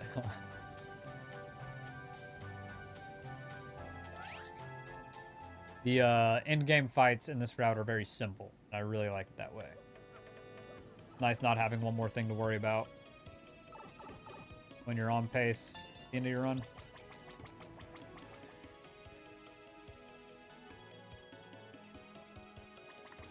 Okay, so earlier, when we did spin delay and stuff, we went to the Trouble Center and took on Frankie's Trouble. So that's why he's right here. Talking to him right there will actually spawn the wedding ring over in East Rogueport for us. So we can just go grab that and then give that to him for the gold card, which is the card we need to buy Power Rush Ps from the parlor. So we're going to run up here and sell some badges first so we have enough coins. We actually don't have enough coins to pay Gus right now. And we need to get past Gus to, we need to get past Gus to grab the wedding ring. So. Oh, because of the extra fight, I will be able to buy it straight.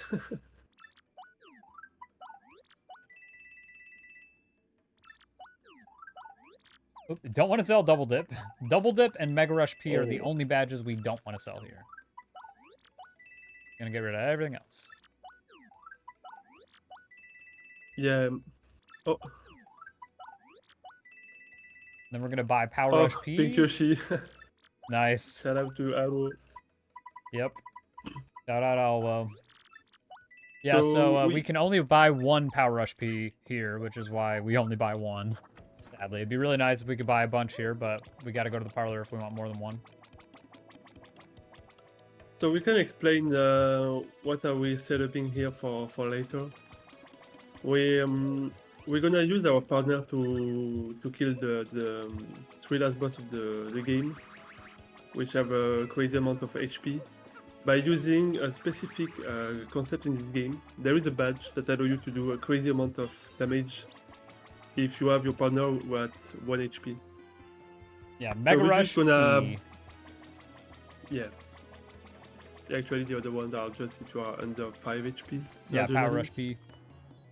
We're just gonna abuse of this and buy as much as we can to be able to do crazy amount of damages with Yoshi. And we're gonna use Double Dip because on purpose we stayed at 5 flower points. So If we use double dip, we're gonna be at 1, and if we use the item I'm buying right now, which is point swap, we're gonna be able to swap this 1 FP with the 1 HP and became a 1 HP for Yoshi. To set up Yoshi Yeah. at 1 HP. Not sure if I'm really clear here. Yeah, it's a very, very broken concept. So we can just, as long as we're at full FP, we can just double dip a point swap onto Yoshi, and that will always put him in peril from full FP. And that in combination with 1 Mega Rush and 5 Power Rush Ps, that's a boost right there of 14. So he does just a crazy amount of damage. I guess 15, actually. Sorry. Yeah, 15. Yeah, 136 Pianta tokens is all we need. Nice coins. Yeah, we're just gonna buy a bunch of Power Rush Ps. And then I'm going to fight an enemy in the sewers here because I'm underleveled. Yeah, okay, perfect.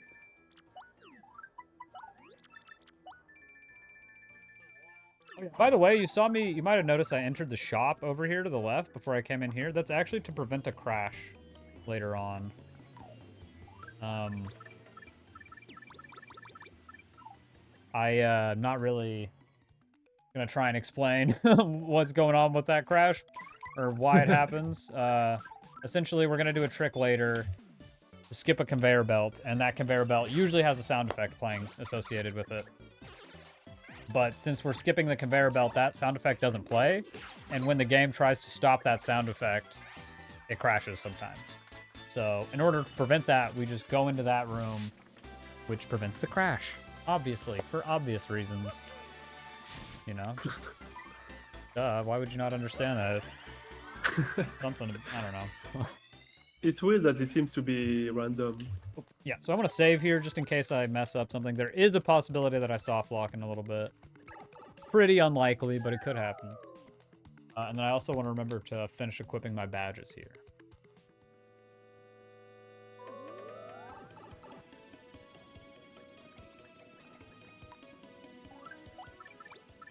Yeah, so just want every badge equipped.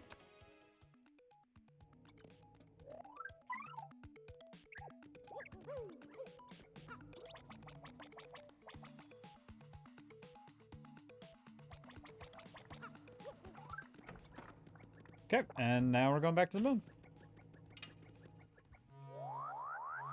Alright.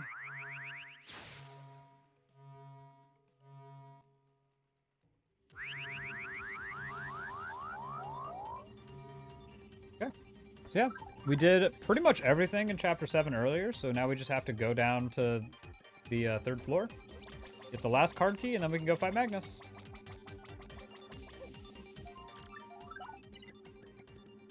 Yeah, we would normally need either Vivian. Well, we would normally need Vivian and Bobbery to get through the conveyor belt room.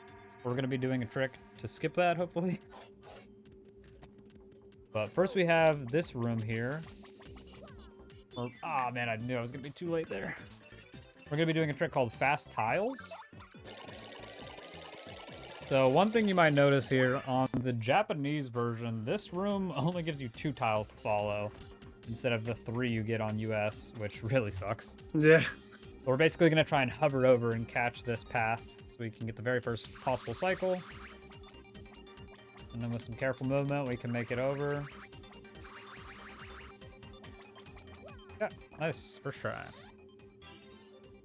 Pretty tricky movement there. Not the worst, though. Oh, I don't have full inventory. Oops. Dang it. Oh! Well, that's cool. I get to show off a backup. Did you have a mushroom? Why did I do that? I should have baited him. Should have been safe. Whatever.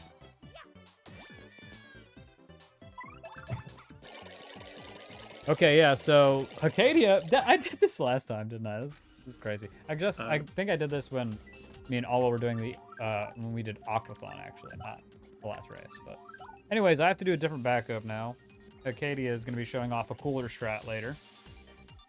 I have to do this. I'm actually the one who figured out you can do the setup with Koops. Pretty cool. But yeah, we're just going to set this guy up. And then try and clip through here. That looks pretty good. I might get that to work, actually. So yeah, we just start the encounter as we're entering the bars in paper mode. And we should be able to just clip right through now. Yeah, easy. That was really good. Okay, this is not near as fast because the other method lets you jump straight to the card key over there. And we can't do that. We just have to settle for clipping through and then going through the background 2 times. But that was really good. Really cool I got to show off that backup. Yeah. Because, nice. yeah, the other strat that was used there, more popular strat there, that the more popular other strat that Hackedia won't do, you can usually, what people used to do is get hit by the elite knot, or the PhD knot. As he was hitting you, you'd sort of enter that little hole in paper mode as you got hit at a certain time, and you'd do the clip that way. But I realized you could just set it up with Koops instead, which feels easier to me, but a lot of people have success with the other methods, so. Just wanted to brag about like one of the only things that I've discovered about this game, because, you know, there's not very many of those. Weird. I knew that was gonna happen, man. Okay, cool. Nice. Okay. I came this way because I want to save, just to be safe here. I'm just gonna save right before Magnus. Be safe, you know.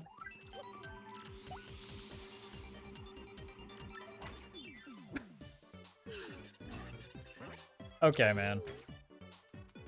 Wow.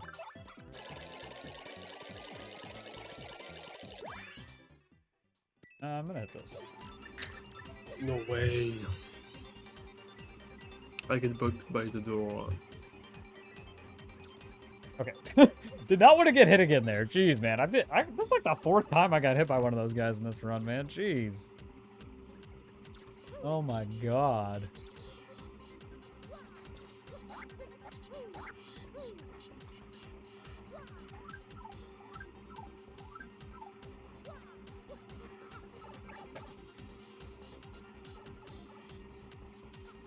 I needed to trigger the chapter by using the card on the elevator. I was about to forget.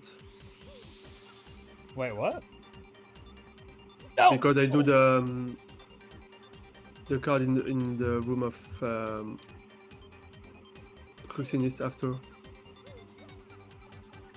On my way back to the moon.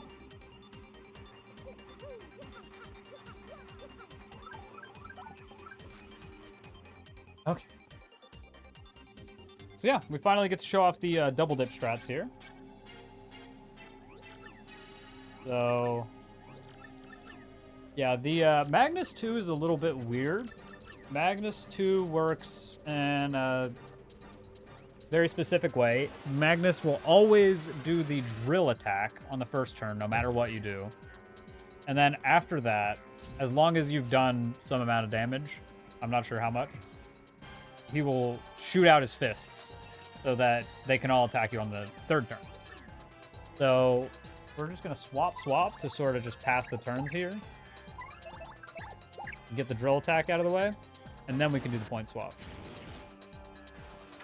Because if we were to put Yoshi in peril, then he would die right there. So we don't want that.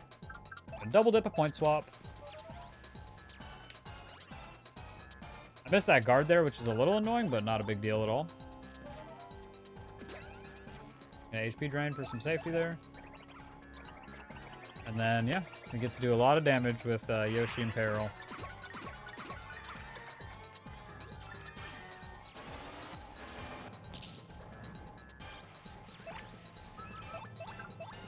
Okay, and then ground pound X2 just kills.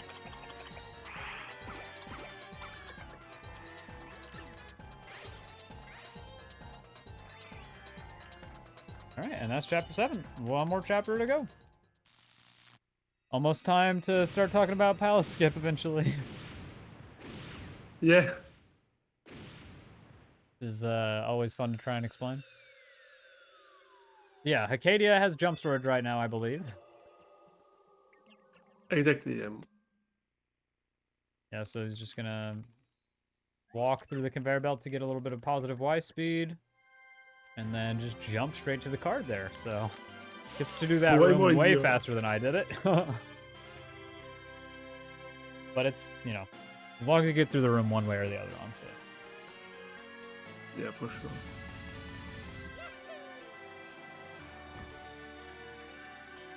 All was awake, dude.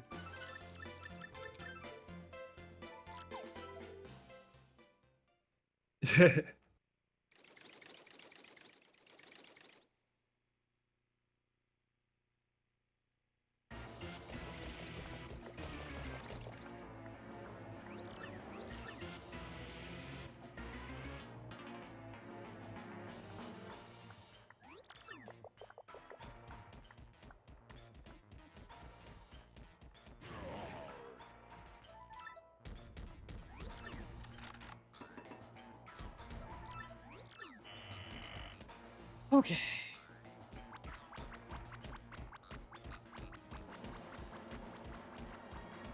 Oh. Whoops. I closed Hackedia's stream there, my bad. Silly me.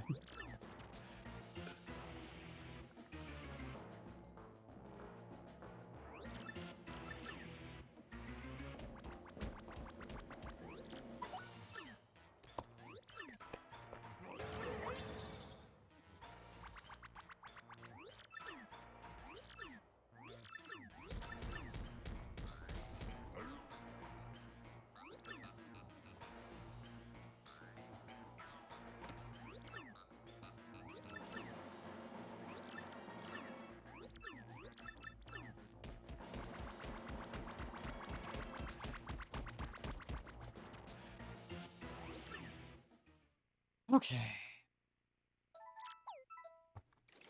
I'm close.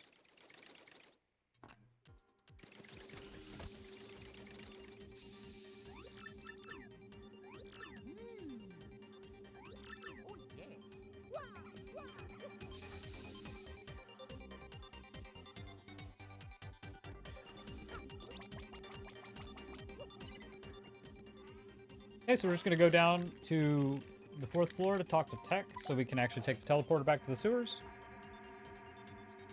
And now I guess is a good time to start talking about Palace Skip because, yeah, it's gonna be hard to talk about really at any other time. There's a lot of stuff to say. So, the way Chapter 8 works, normally when you complete Riddle Tower, you watch a cutscene where the floor is lowered in the second half of the Palace of Shadows. That reveals a bunch of stuff down there. There's more enemies and stairs and rooms and some loading zones. Those loading zones are still active even before the floor is lowered. So what we're going to do is in the room right before Gloomtail, we're going to clip through the floor and then enter the loading zone that's beneath the map. And from there, we can go grab a key, and that key will set our sequence to where it recognizes that we're at the very end of the game. So when we exit the room again, the floor will be lowered. So that's sort of the gist of it. In order to do that, the first thing we're going to be doing is getting a badge from Dazzle called Item Hog. An Item Hog is going to increase the chances that we get an item drop to about 20%, or 30% if the enemy is actually holding an item. But we need to get an item drop from this enemy so we can do a glitch called text storage, which lets us move around with a text box up. And we need this text box to do something called a Yoshi teleport. So we're basically going to get Yoshi out of bounds on the seam and then push him to where he starts falling and then pause the game at a very, very specific time. And then if we close the Goombella text box as we use Yoshi on a specific frame, we can use Yoshi and clip into the floor at the same time, which lets us first strike the Ember, and then during the encounter, we disengage from Yoshi because that's what happens when you get into an encounter. You're not on Yoshi anymore after the fight, which lets us hold up and fall into the loading zone. So, pretty complicated. Yeah. It's hard to sort of get into the exact specifics when you're not looking at it. This is something that having a commentator for is going to be incredibly helpful because, yeah, it's a very complicated trick. It's not really something that's easy to commentate while you're doing it live. I'm going to get jump storage here from this email with Yoshi. There we go. I can tell I got it because Mario just sort of wasn't on Yoshi anymore. He didn't actually jump. He just wasn't on him.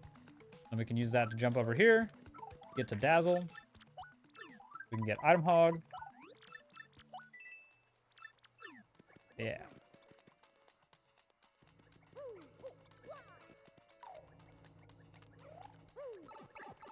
But yeah, there's a couple of frame perfect aspects of Palace Skip. Palace Skip is a very, very difficult trick, and there's a lot of RNG on top of it, so it's really not too bad. There's a setup you can do to where you have a 2-frame window for the last frame perfect part, and a 2-frame window is much better than a frame perfect window, but still very hard. Pretty daunting trick. I'm actually going to run to the bathroom really quick, so be right back.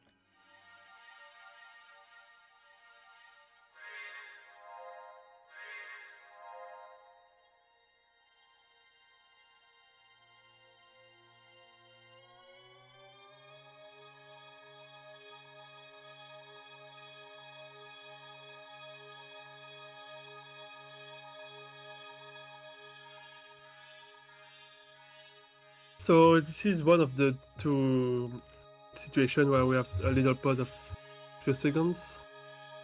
It's very, very nice to have it on the game. To take a breath, especially before the Palace Skip, to be honest. It's also perfect for the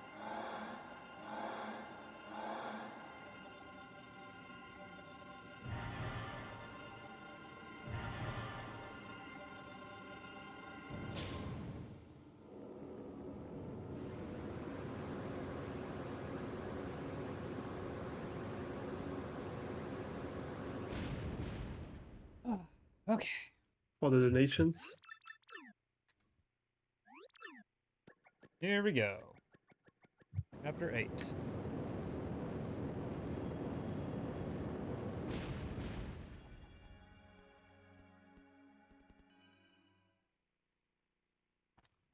Okay. Hopefully Palace Skip goes well enough, you know? Lots of RNG to deal with. This is probably something where we would have a backup save file in case we just got absolutely horrible RNG. I would suggest like a save file where we have Ultra Boots because we can still get text storage if we have Ultra Boots. But we would never have Ultra Boots in an any percent run is the only issue with that. But at least we still get to do the trick that way.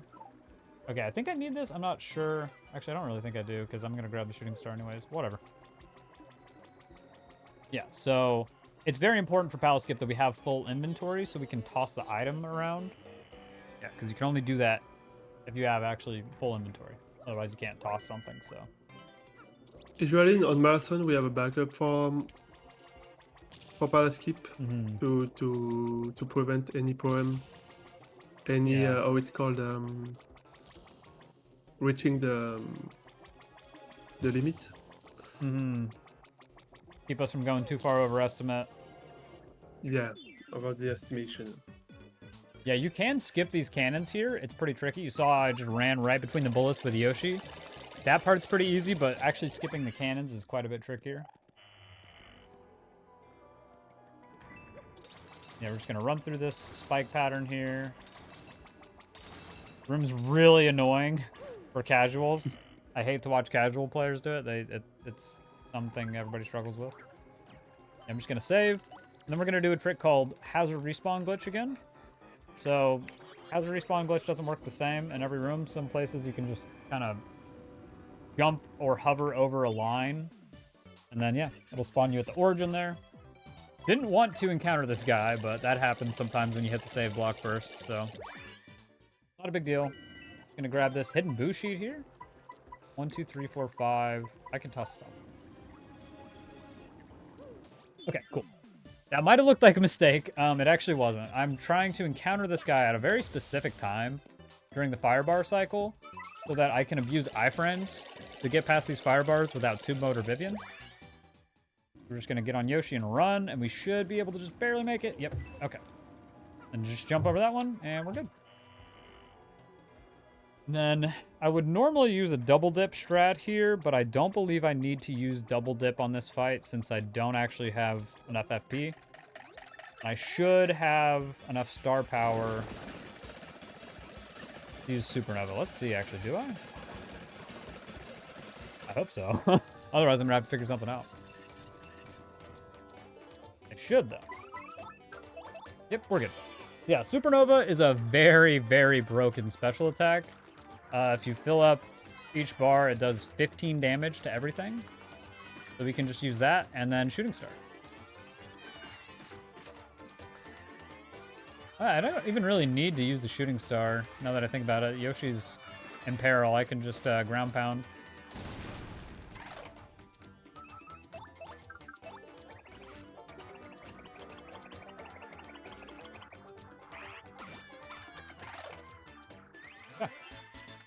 And then we get 100 star points from that, which is always really funny to see. We are at like level 3 by the time we do that fight, so that's why we get 100 star points.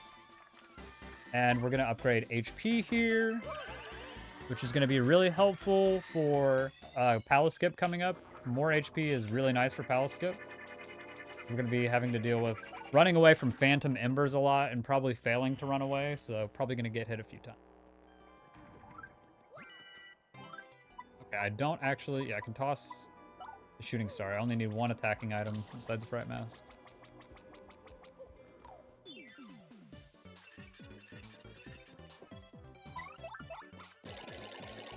Okay, Ganon skip, nice. Not quite. Oh, you got one? Yeah, Nice, man. thanks.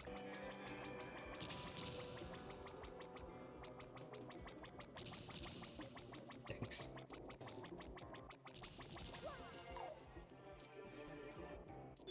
I thought I was almost going to get one there.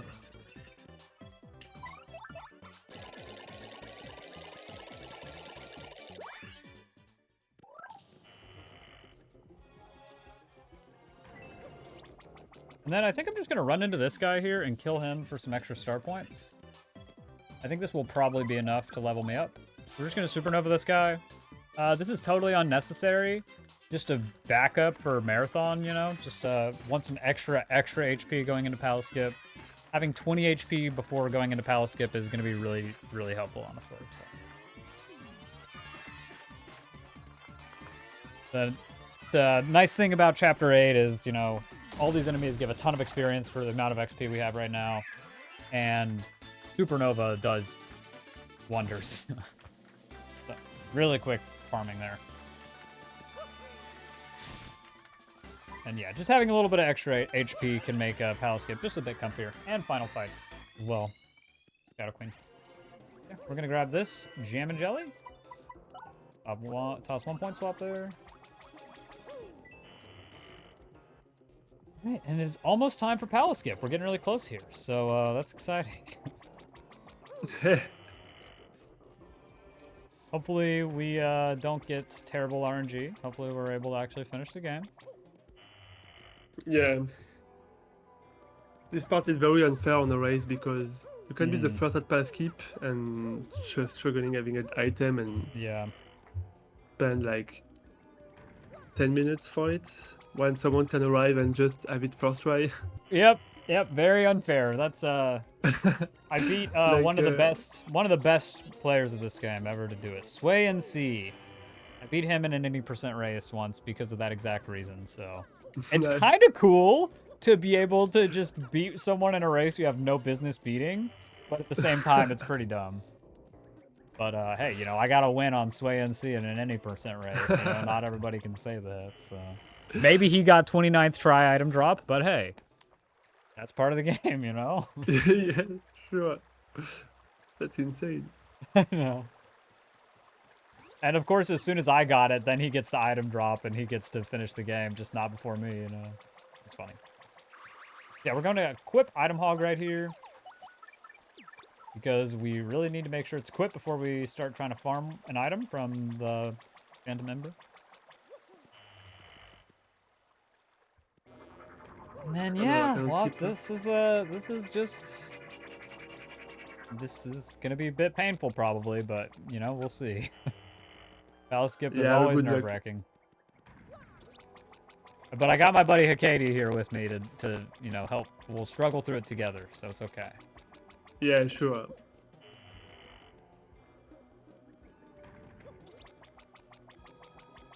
Yeah, this is a very crazy glitch that Yeah, killed most of your run when you're trying to do a PB attempt. absolutely. Where runs come to die. And yeah, we have to save here Oh, because we're not guaranteed to get the item drop if I haven't made that clear yet. That's 20%, so we are going to save and kill this guy. Normally, you'd have Yoshi in peril in here. You would keep Yoshi in peril here. It'd be faster just for killing the Ember, and then you don't have to minute it later. But, nice stage hazard. Yeah, I'm gonna keep Yoshi at full HP just to make things a little bit comfier for me. Why did I do that? Oops.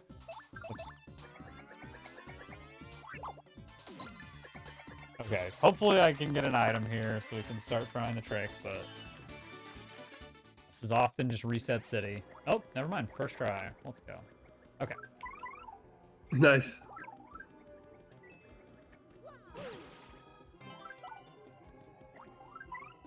Alright, let's see if we can get tech storage here now. We gotta do these jumps. Prevent Goombella from following us over to the item while still moving over there. Of course you have a rune powder. Why would you not have a rune shame. powder? Oh my gosh. Yeah, the way status items work in this game, enemies are always guaranteed to use status items as soon as possible. And Confusion, I believe it's just a 50-50 for you to do something besides what you chose to do on any given turn, so... Seeing a rune powder there is pretty devastating. Yeah. Anyways, we're gonna come over here, and I want to move the item over to where I can actually see it first, and we're going to conserve this item by grabbing it with Koops at the same time as we hit the save block. And now the item will act like it was just dropped from a block, and it won't disappear until it disappears normally. If we fail Palace Skip right here, we can go try that again, because the item still exists. So now I need to switch to Yoshi, and he should be inside the wall after this fight. And hope I run away. Yikes. Okay, well... That's pretty bad. And Yoshi's gonna be in peril here, so if he attacks Mario, he's gonna do a ton of damage. Okay, never mind. He's dead. That's probably honestly better.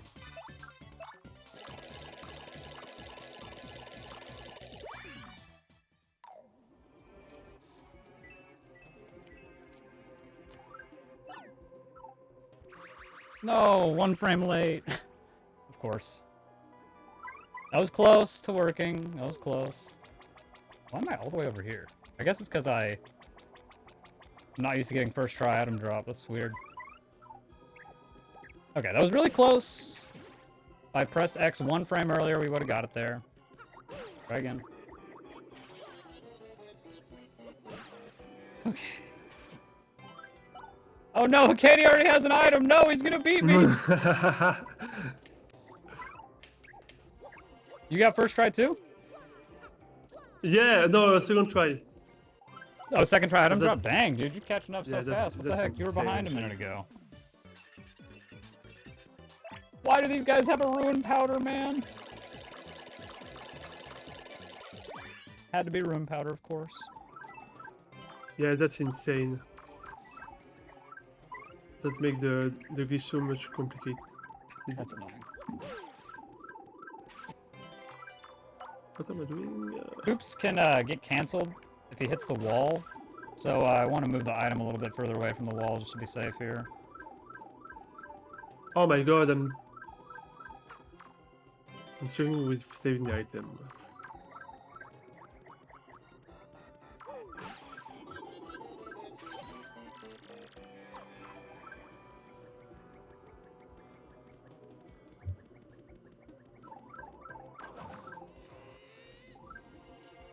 Okay, second try. Come on. Why do these guys have a ruined powder, man? Oh no, Yoshi's dead. I forgot to heal him. Yikes. Okay, we're okay. We're okay. Gosh, that sucks.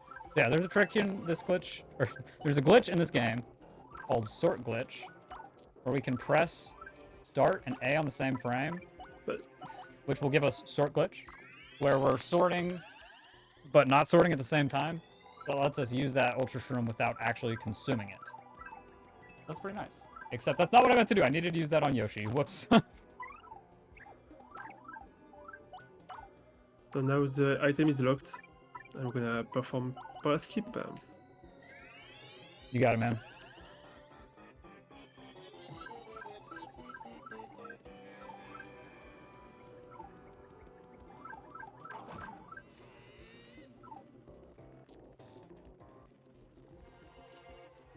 Waiting on the Ember to come and counter me now.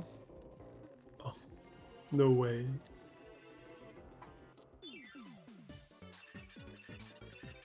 Why do I have Yoshi out? No.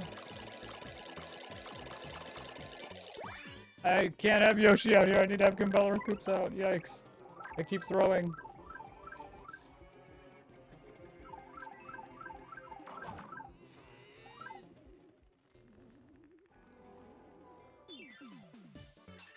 Yes! Nice. Wow, you're so good, man. Good job. I had to drop the headset to focus a bit.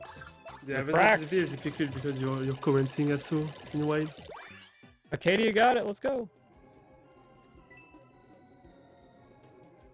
Okay, nice. You got it, focus. Let's go. We're in there. Frame 5. Nice, That's why we bro. love the 2-frame setup, because it'll save your run. Yeah. Yeah, from here we just have to run away, and then just hold slightly right of up, and you just fall right in the loading zone. All right, that's cool. Well, Hackedia, I'm happy. I honestly can't even say I'm mad, man. You deserved it more. You know, you got palace skip really fast there, dude. Good job. Thank you. I messed up with the item, but Oh yeah. it's fine now. Oh, do you have to like get tech storage twice or something? Yeah, because I wasn't able to save the item. I did some noob mistakes. And then yeah, right there we switch item hog and double dip back, because we need to make sure we have double dip on for these fights coming up. Exactly. Yeah. So Not something you wanna forget. no. I don't need that shooting star actually. I have an ice storm. So yeah, we're good to go. Honestly, no, I'm good. Cool. Good showcase from both of us. Oh. Never mind, not a good showcase from both of us. I'm being dumb. Just ignore that. That's fine. There's a setup you can do to where you go past those pillars, but I forgot that I didn't actually get that set up. So here, maybe I'll get it this time. It's cool to show off. Yeah, so I can't see Mario's shadow there, so I know that I'm far enough forward. But yeah, you just kind of glide right past them.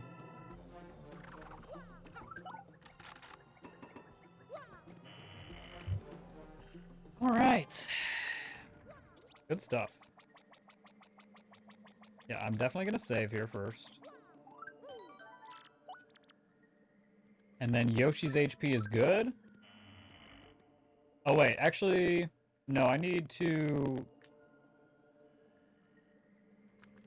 I don't actually need the jam and jelly, I don't think, but just to be safe, we'll just sort glitch it. There we go.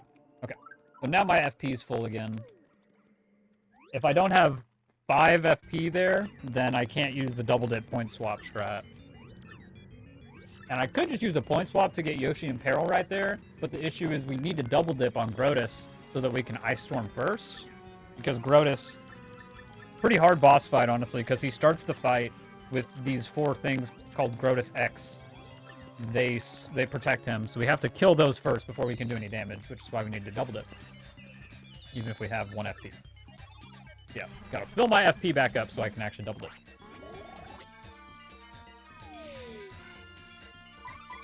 Yeah, just double dip and Ice Storm. These guys only have 3 HP. Maybe, I think they actually only have 2 HP. So, Ice Storm does 3 to everything, so we'll take care of them very easily. And then point swap.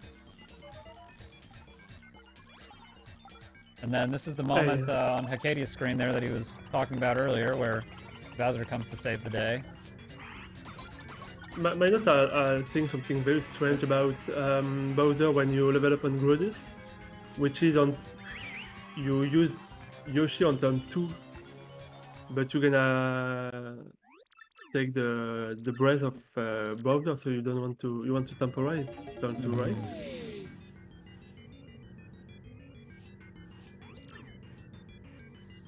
Yeah, Bowser and Cammy is just a little bit tricky since there's 2 of them out. And yeah, we don't want Yoshi to get killed. It's important we keep Yoshi in peril. So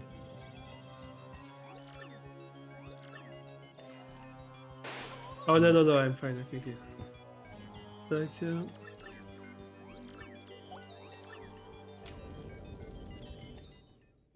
yeah, Hackedia just gets peril and then switches out.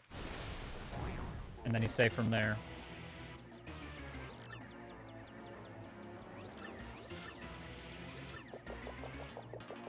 But ideally your experience is such that you don't level there. Like, in my case. Yeah. You don't need the life shroom, man. You're fine. Yeah. Yeah, for me, For since sure. my experience was different, we still have Yoshi in peril, which makes this fight pretty trivial. We can just take out Cammy because she can do all sorts of weird stally stuff, which we don't want to allow that at all. We're just gonna kill her and then switch to Koops for safety. Because yeah, this is one of those attacks we cannot super guard. You cannot super guard the breath attack here. Or guard it, apparently. Just kidding. You can guard it, but I'm just bad. And then we're gonna do 2 ground pounds here. If we do a certain amount of damage, we get a few extra text boxes from Bowser, which we want to avoid. Oh yeah. You can also skip this text I'm getting box if you hit the super guard there, but I missed it.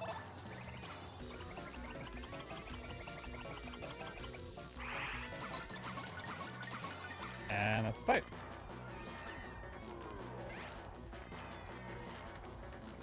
One more level up here.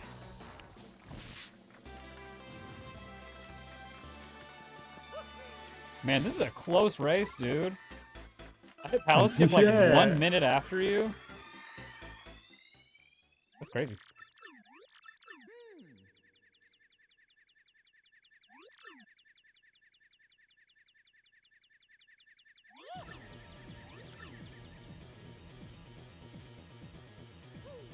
Alright, and yeah, we thought we were about to rescue Princess Peach, but turns out Grodus actually snuck away while we were fighting Bowser. So, not quite over yet. Gonna take the handy-dandy little save down here just in case something goes poorly. Be good to go. Yeah, final fights in this category, well, in this route, I should say, are pretty easy, as I've alluded to a couple times. It can go poorly, but if you have extra HP like me, it's almost always going to be fine, but I basically am just hoping I don't get confused on the last turn, because that can cause bad things to happen. Confusion is always a huge troll. So, there's one attack that Shadow Queen can do on the last turn, where if I don't guard it, I get confused, potentially. But it's a very tricky guard with weird timing. Some of the Shadow Queen guards are not very easy to react.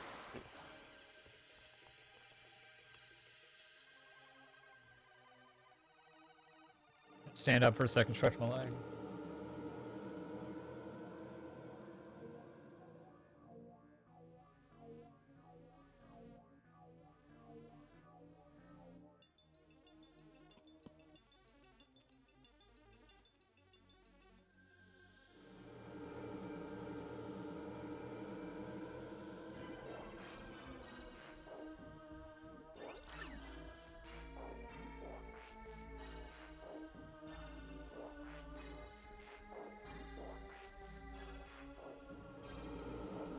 Oh yeah, Hackedia, we should try and remember to show off paper mode ending. Oh, okay. Oh wait, it's too late. Oh wait, no, it's not. Just kidding. Ignore me. Sorry. I forgot how you do it. You do it after the first Shadow Queen fight.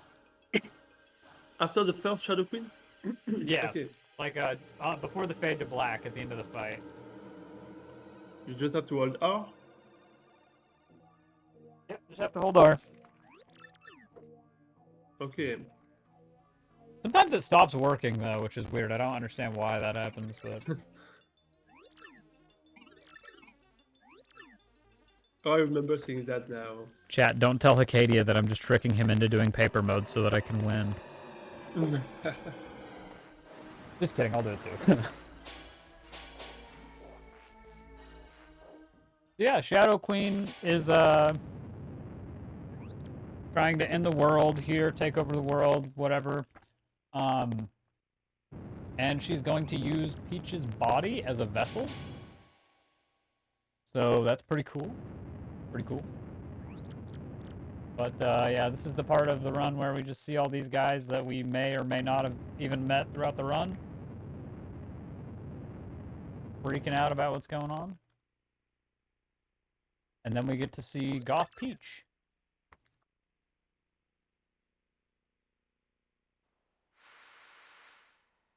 Oh yeah, it's funny. This cutscene here, normally Gloomtail wouldn't be there. But since we never fought Gloomtail, he's just sort of sitting on top of Frankly. And there she is.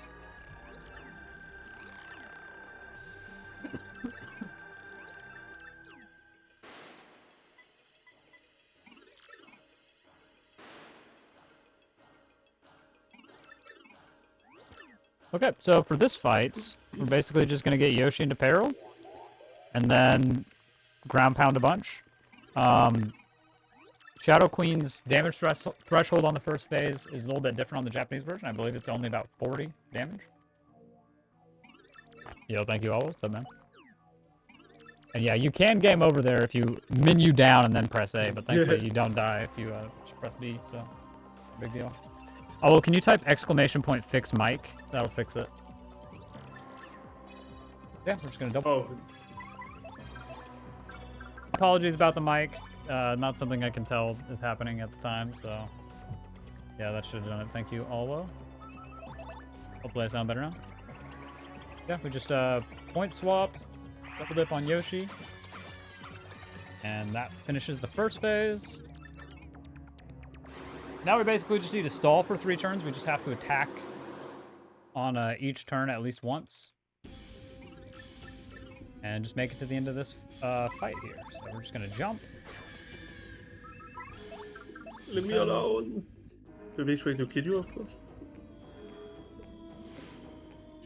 There goes our life shroom. It's totally part of the plan.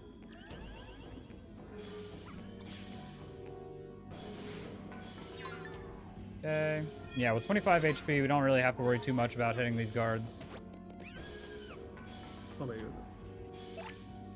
Of course, she's aiming Mario. Oh my god.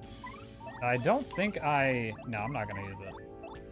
Actually, I should, yeah. I'm just going to use this Ultra Shroom. I don't really need to, but just to be safe. We're just going to Ultra Shroom and jump one more time. Oh, 2 more times, I guess. What? Oh, no. What I have done? I forgot to... Oh, I didn't save before the Shadow Queen. Oh my god. No! And I didn't respect the strat, which is obviously just not that bad at all. You saved But I before killed my Grotus, right? run. Yeah, you saved before Grotus, huh? Yeah, that's right.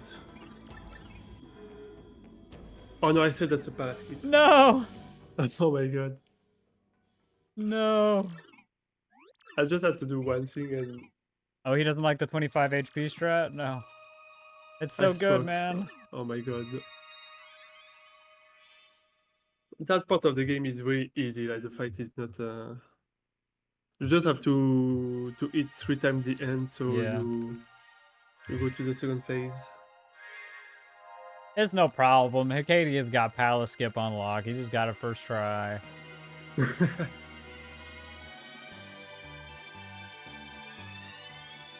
I have to do it first try now. So. But first I need to unlock an item. Oh, he didn't use the Ultra Shroom. Oh, that's bad too. Yeah, I'm glad I decided to use the Ultra Shroom there at the end. 19 No, I used HP it. should have been fine if I hit all the guards, but there's no reason to risk that. I just had an extra turn because I didn't attack the end, I think. Which will not happen any day. But yeah, this is the shonen manga part that Hackedia was talking about earlier. Also, I forgot to do paper mode ending. Oops. Oops. Anyways, yeah, this is the part where all of our friends send us their friendship through the power of friendship to us through the crystal star. Yeah. Pretty cool. Pretty sweet. Wait, can I still see Hackedia stream? Nope, I'm silly. I closed Discord. Whoops.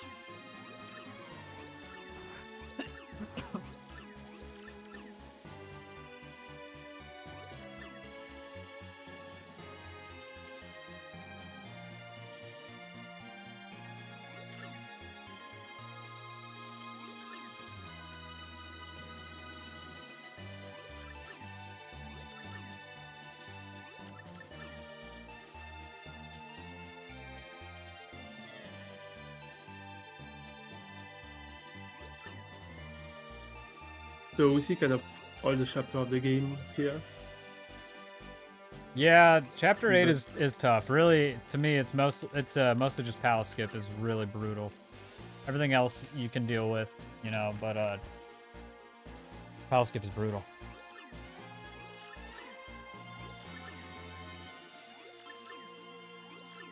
I can't believe I didn't get absolutely. I can't believe I didn't game over with that rune powder on those guys.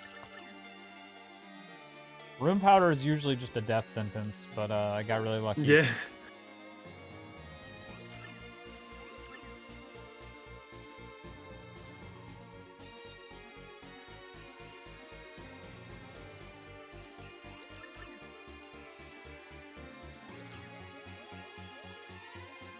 So yeah, another chapter we didn't really see that the cutscene show us.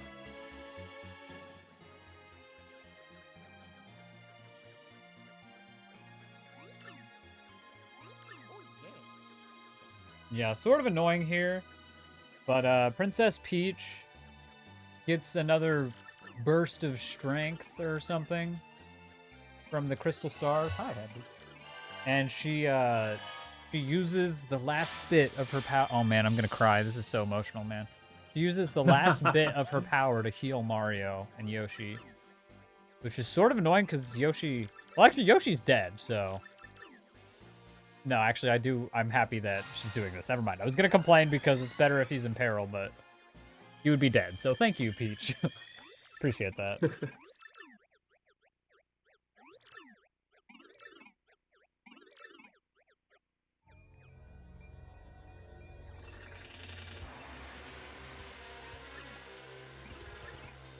Okay. So we're just going to double dip point swap. And then Bushi Yoshi here. And let Mario kind of soak up some damage. The Bushi is going to make Yoshi totally invincible, which is really helpful. And yeah, we just want to select Shadow Queen, don't ground pound on the hands. I think we've all had runs die that way. Nice bucket, or light drop. That's funny. Glad it didn't make her electric. That would have been bad, potentially. Don't even think that can happen. But yeah. Just gonna attack with Yoshi a bunch. Ideally, we don't see... Man, I didn't hit any guards. Yikes. Ideally, we don't see any HP draining attacks, which we didn't, which is good. Love that. But if she takes a little bit of HP back, then it's just takes a tiny bit more damage to kill her. And we're just gonna keep Mario healthy with this Ultra Shroom. Although I don't think she can actually even attack right now. I'm pretty sure she just charges this turn. No, never mind. Yeah, the hands attack and then Shadow Queen charges. But we heal right there, and then one more ground pound finishes the fight. Yeah, I missed the 2-frame setup. Had to aim for the fourth one, but I have the item, so I'm fine. And GG's.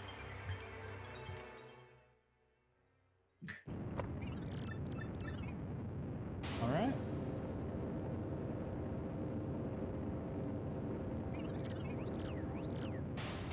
Pretty solid run. Pretty solid. Sub 230 would have been nice, but sub 230 is not what I would expect at ESA by any means. This is pretty accurate, I would say. Pretty accurate representation of something you could expect to see at a marathon, you know? Playing within about 15 minutes of PB is pretty likely. I wouldn't be terribly surprised if things went worse, though. My estimate would probably going to put an estimate of about 250 to be generous. I haven't really discussed that with all over Hackedia, but I think somewhere around there would be a pretty fair estimate. But 235 is not the worst. I'll take it.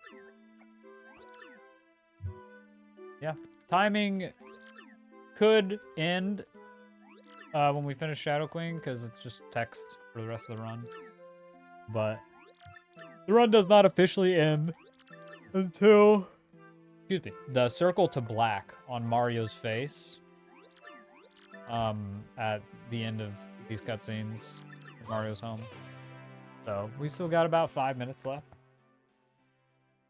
So, you know, another great time for more donations and good opportunity to debrief the run, you know, and be able to move on to the next run quickly, I guess.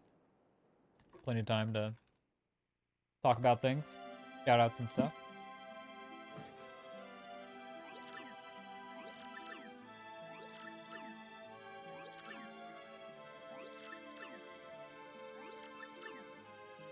And yeah, we, some of these partners are not actually in our party, but, you know, they still showed up anyways, which is kind of creepy. But it's okay that Vivian's here. We all like Vivian, so that's fine. No, third frame. I've been too soon enough. Yeah, Palace Skip. I really can't overstate the difficulty of Palace Skip enough. It is honestly a very, very hard trick.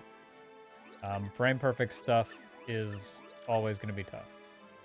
It's tough mentally, honestly, because it feels very bad to get frame 3, and that's as close as you can possibly be without getting the trick, but it still feels bad. One frame is like such an imperceivable amount of time, but still feels pretty bad to miss. So, you know, takes some mental fortitude to run this game, to be honest. A lot of respect for anybody that's willing to play the game, you know. Yeah. I believe in you, Hackedia. Okay, third try maybe.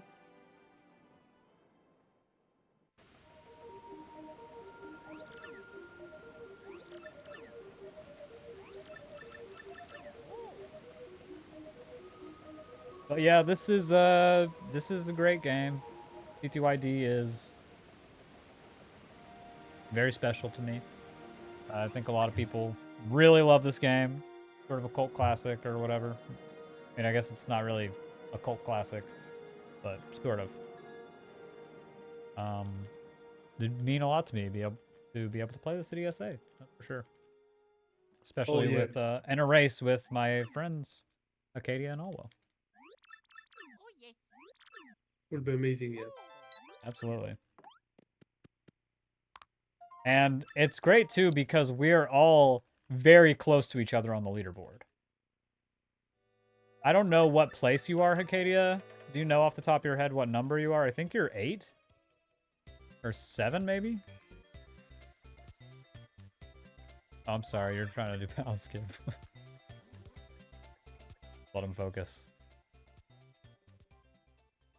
But yeah, it would be a fantastic race between the three of us, I think. We are all very close in skill level, so I think it could very much be anybody's race.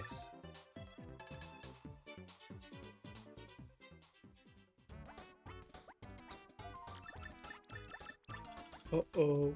I'm pretty sure our PBs are all within 4 minutes of each other. Oh, no, not the rune powder, man.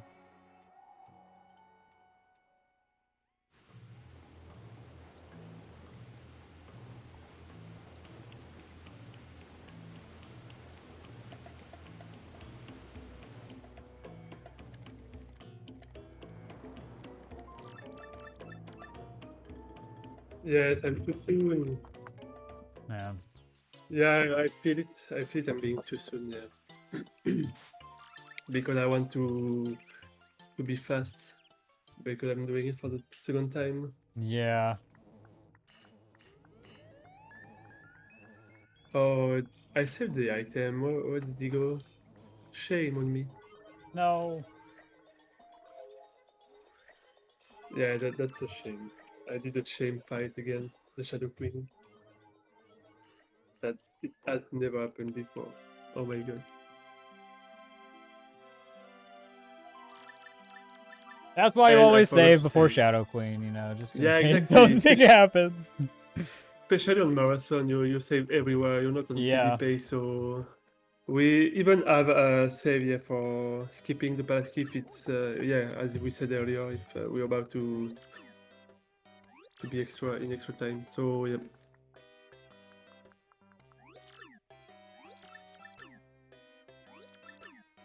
All right, and time is coming up right here on the circle to black.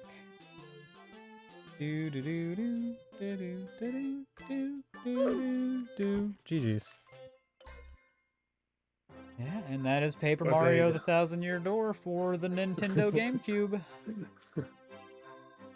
Well played, bro. For winning the race Thank you, thank you. That and I coming can't here. help but feel like I stole that from you. You know, you were about to win, but No, I messed up so much at the end. Yeah. stuff happens. You know, it's a tough game. That is something that I've seen happen many times. You know, that is not the first race that I've stolen. Or something like that happening, you know, people die to Shadow Queen. That's the reason that I get 25 HP instead of 20, because I really like the safety. Come on up, come on. Yeah, that's a very good safe strat yeah, for marathon. Thank you for the GGs, Chris. G, appreciate it. Hadley.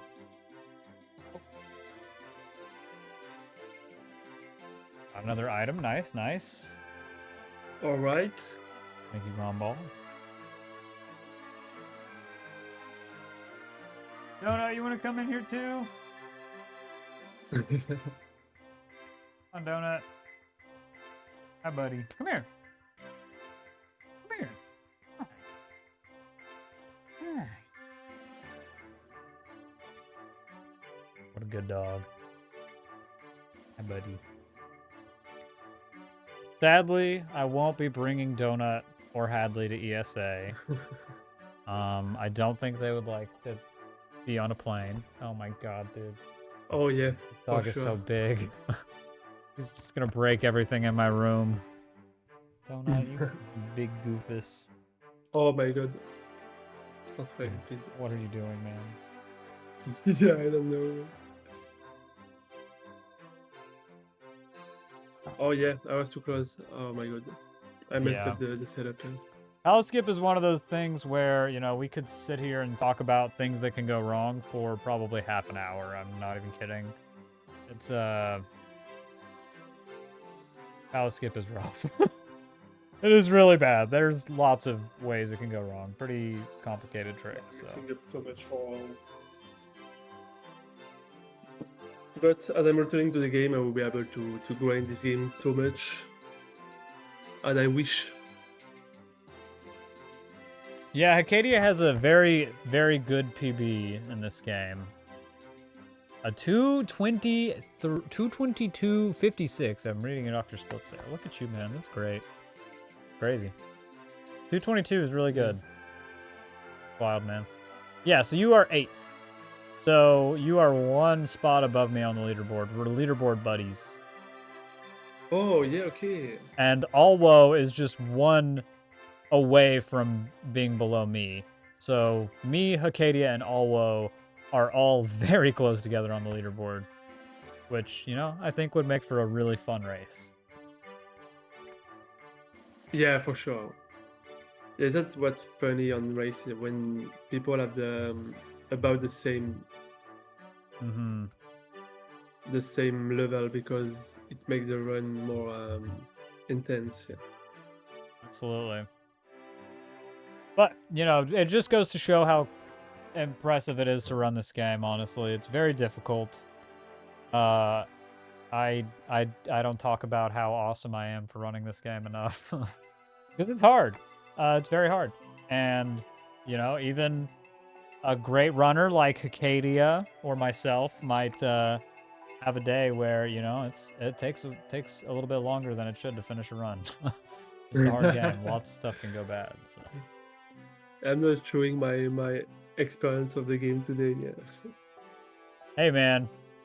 It's been pretty great until Palace Skip, you know? Yeah. Really good showcase up until then. And not even Palace Skip. I mean, you had a great Palace Skip, man. You got first try Palace Skip. You just, you know, you died It to was Shadow nice Queen. until I have to do it again. It happens, you know? What are you going to do? It was not it was not the overall good run, but I mean it was okay. Yeah. All you had to No do big struggle. was save before Shadow Queen, and you would have been fine. Yeah. You know? What happened in my mind? I don't know, man. You just wanted to win. You were being greedy, huh? You didn't want to let me win. Didn't want to risk it. And save like 3 seconds. I mean, every day you save, yeah, here, especially for marathon. I'm gonna regret doing every this. save box you see on marathon. Yeah, definitely a good idea to save and marathons as often as possible.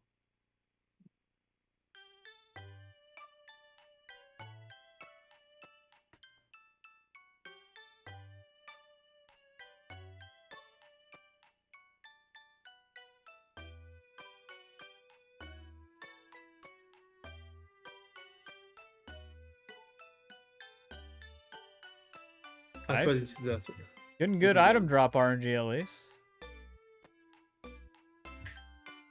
Yeah. Ooh. Oh wait. Okay.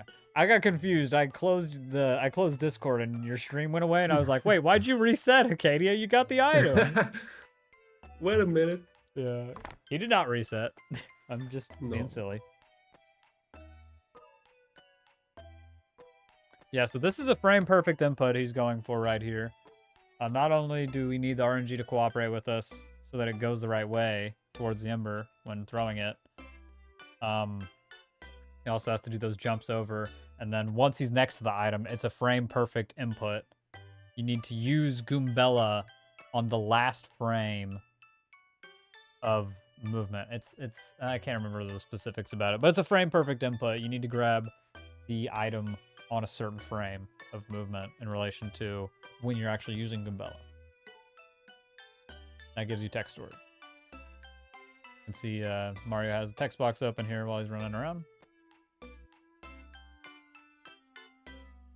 And then, yeah, another really annoying part of Palace Skip that we haven't really been talking about is the constant Z spam. You have to be constantly pressing the Z button in order to keep that text box open because you're jumping around and menuing. And in a second, Hackedia is going to be pressing the A button to fill up the runaway bar a little bit, but you have to be pressing Z the entire time as well, or else the text box will close, which we cannot let happen.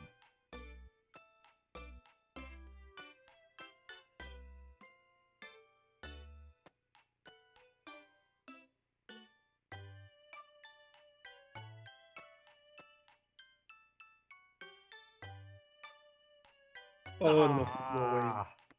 I feel that, man. That's 1 frame late. Oh my. Yep. Yeah, so there you got the 2 frame setup. So frame 4 or 5, both would have worked. But a 2 frame setup is sometimes doesn't feel that good. 2 frames is not that long. Yeah.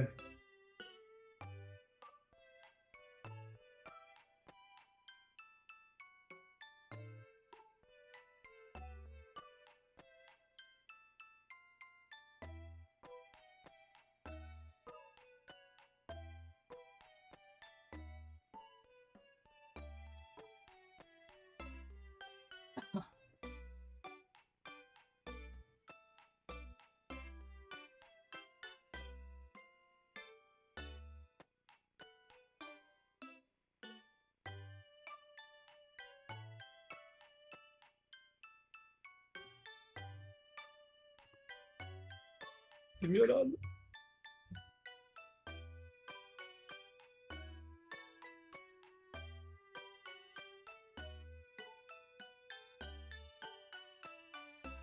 Oh man, I made this No, look so bad.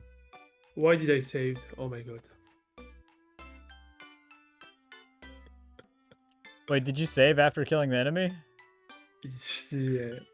No. This is my last potential try. Yeah, I guess so. Okay, I made the layout look a little dumb, but you know, we're just gonna ignore that, guys. It's fine. Just ignore it. Okay, don't worry about it. We're just gonna do that, and it's fine. See, layout looks normal. Don't worry about it.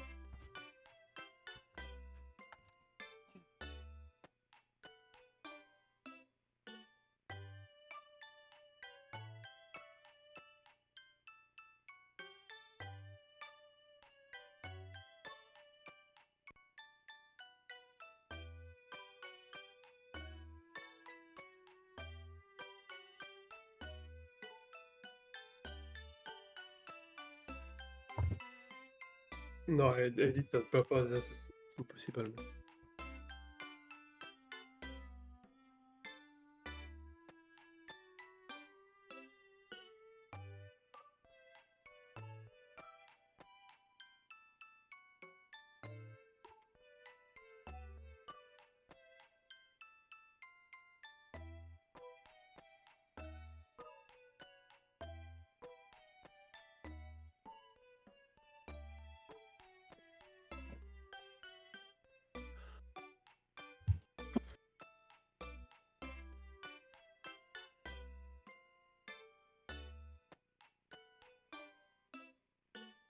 Man.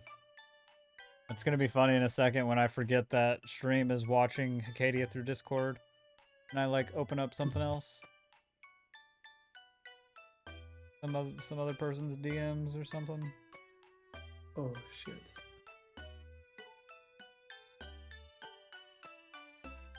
Yeah, third frame. Oh my god.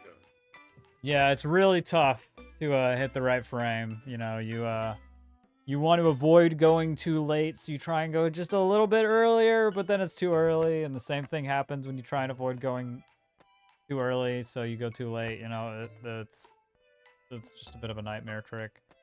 There is a visual cue. Most people, I think pretty much everybody uses the hand going off screen, but Yeah, and it's tough. It's not very it's sort of difficult for me to assess, you know, am I waiting for it to be all the way off screen, or when it starts to go off screen, or when it's like halfway off screen. For me, it's like yeah, sort of as it's almost all the way off screen, but not quite. It's weird. and here as I mess with my save and I'm not able to load it again. And also as I use the Lightroom, I was not able to use the Gumila buffer again Oh because it yeah, took the item I directly. forgot. So Yeah, no item anymore, huh? I messed up the run completely, man. That's insane. Well, I think this is still a good showcase. You know, you did make it past Palace Skip. You would have been able to finish no Yeah, problem. Just Shadow Queen didn't work out, and then, you know, you had to save before Shadow Queen or before Grotus or anything. So, you know, really easy to avoid that. I think yeah, this is still a pretty good showcase, you know. And yeah, sure. like you were saying about the other one that me and Alwo did, you know, it is a pretty good showcase of the difficulty of this game, you know, the fact that your run can die at any point and just how hard Palace Skip is and everything. I think it is a pretty honest showcase. So I think Yeah, that's good. because if you do the glitch straight, yeah, you don't realize how hard it is. Yeah.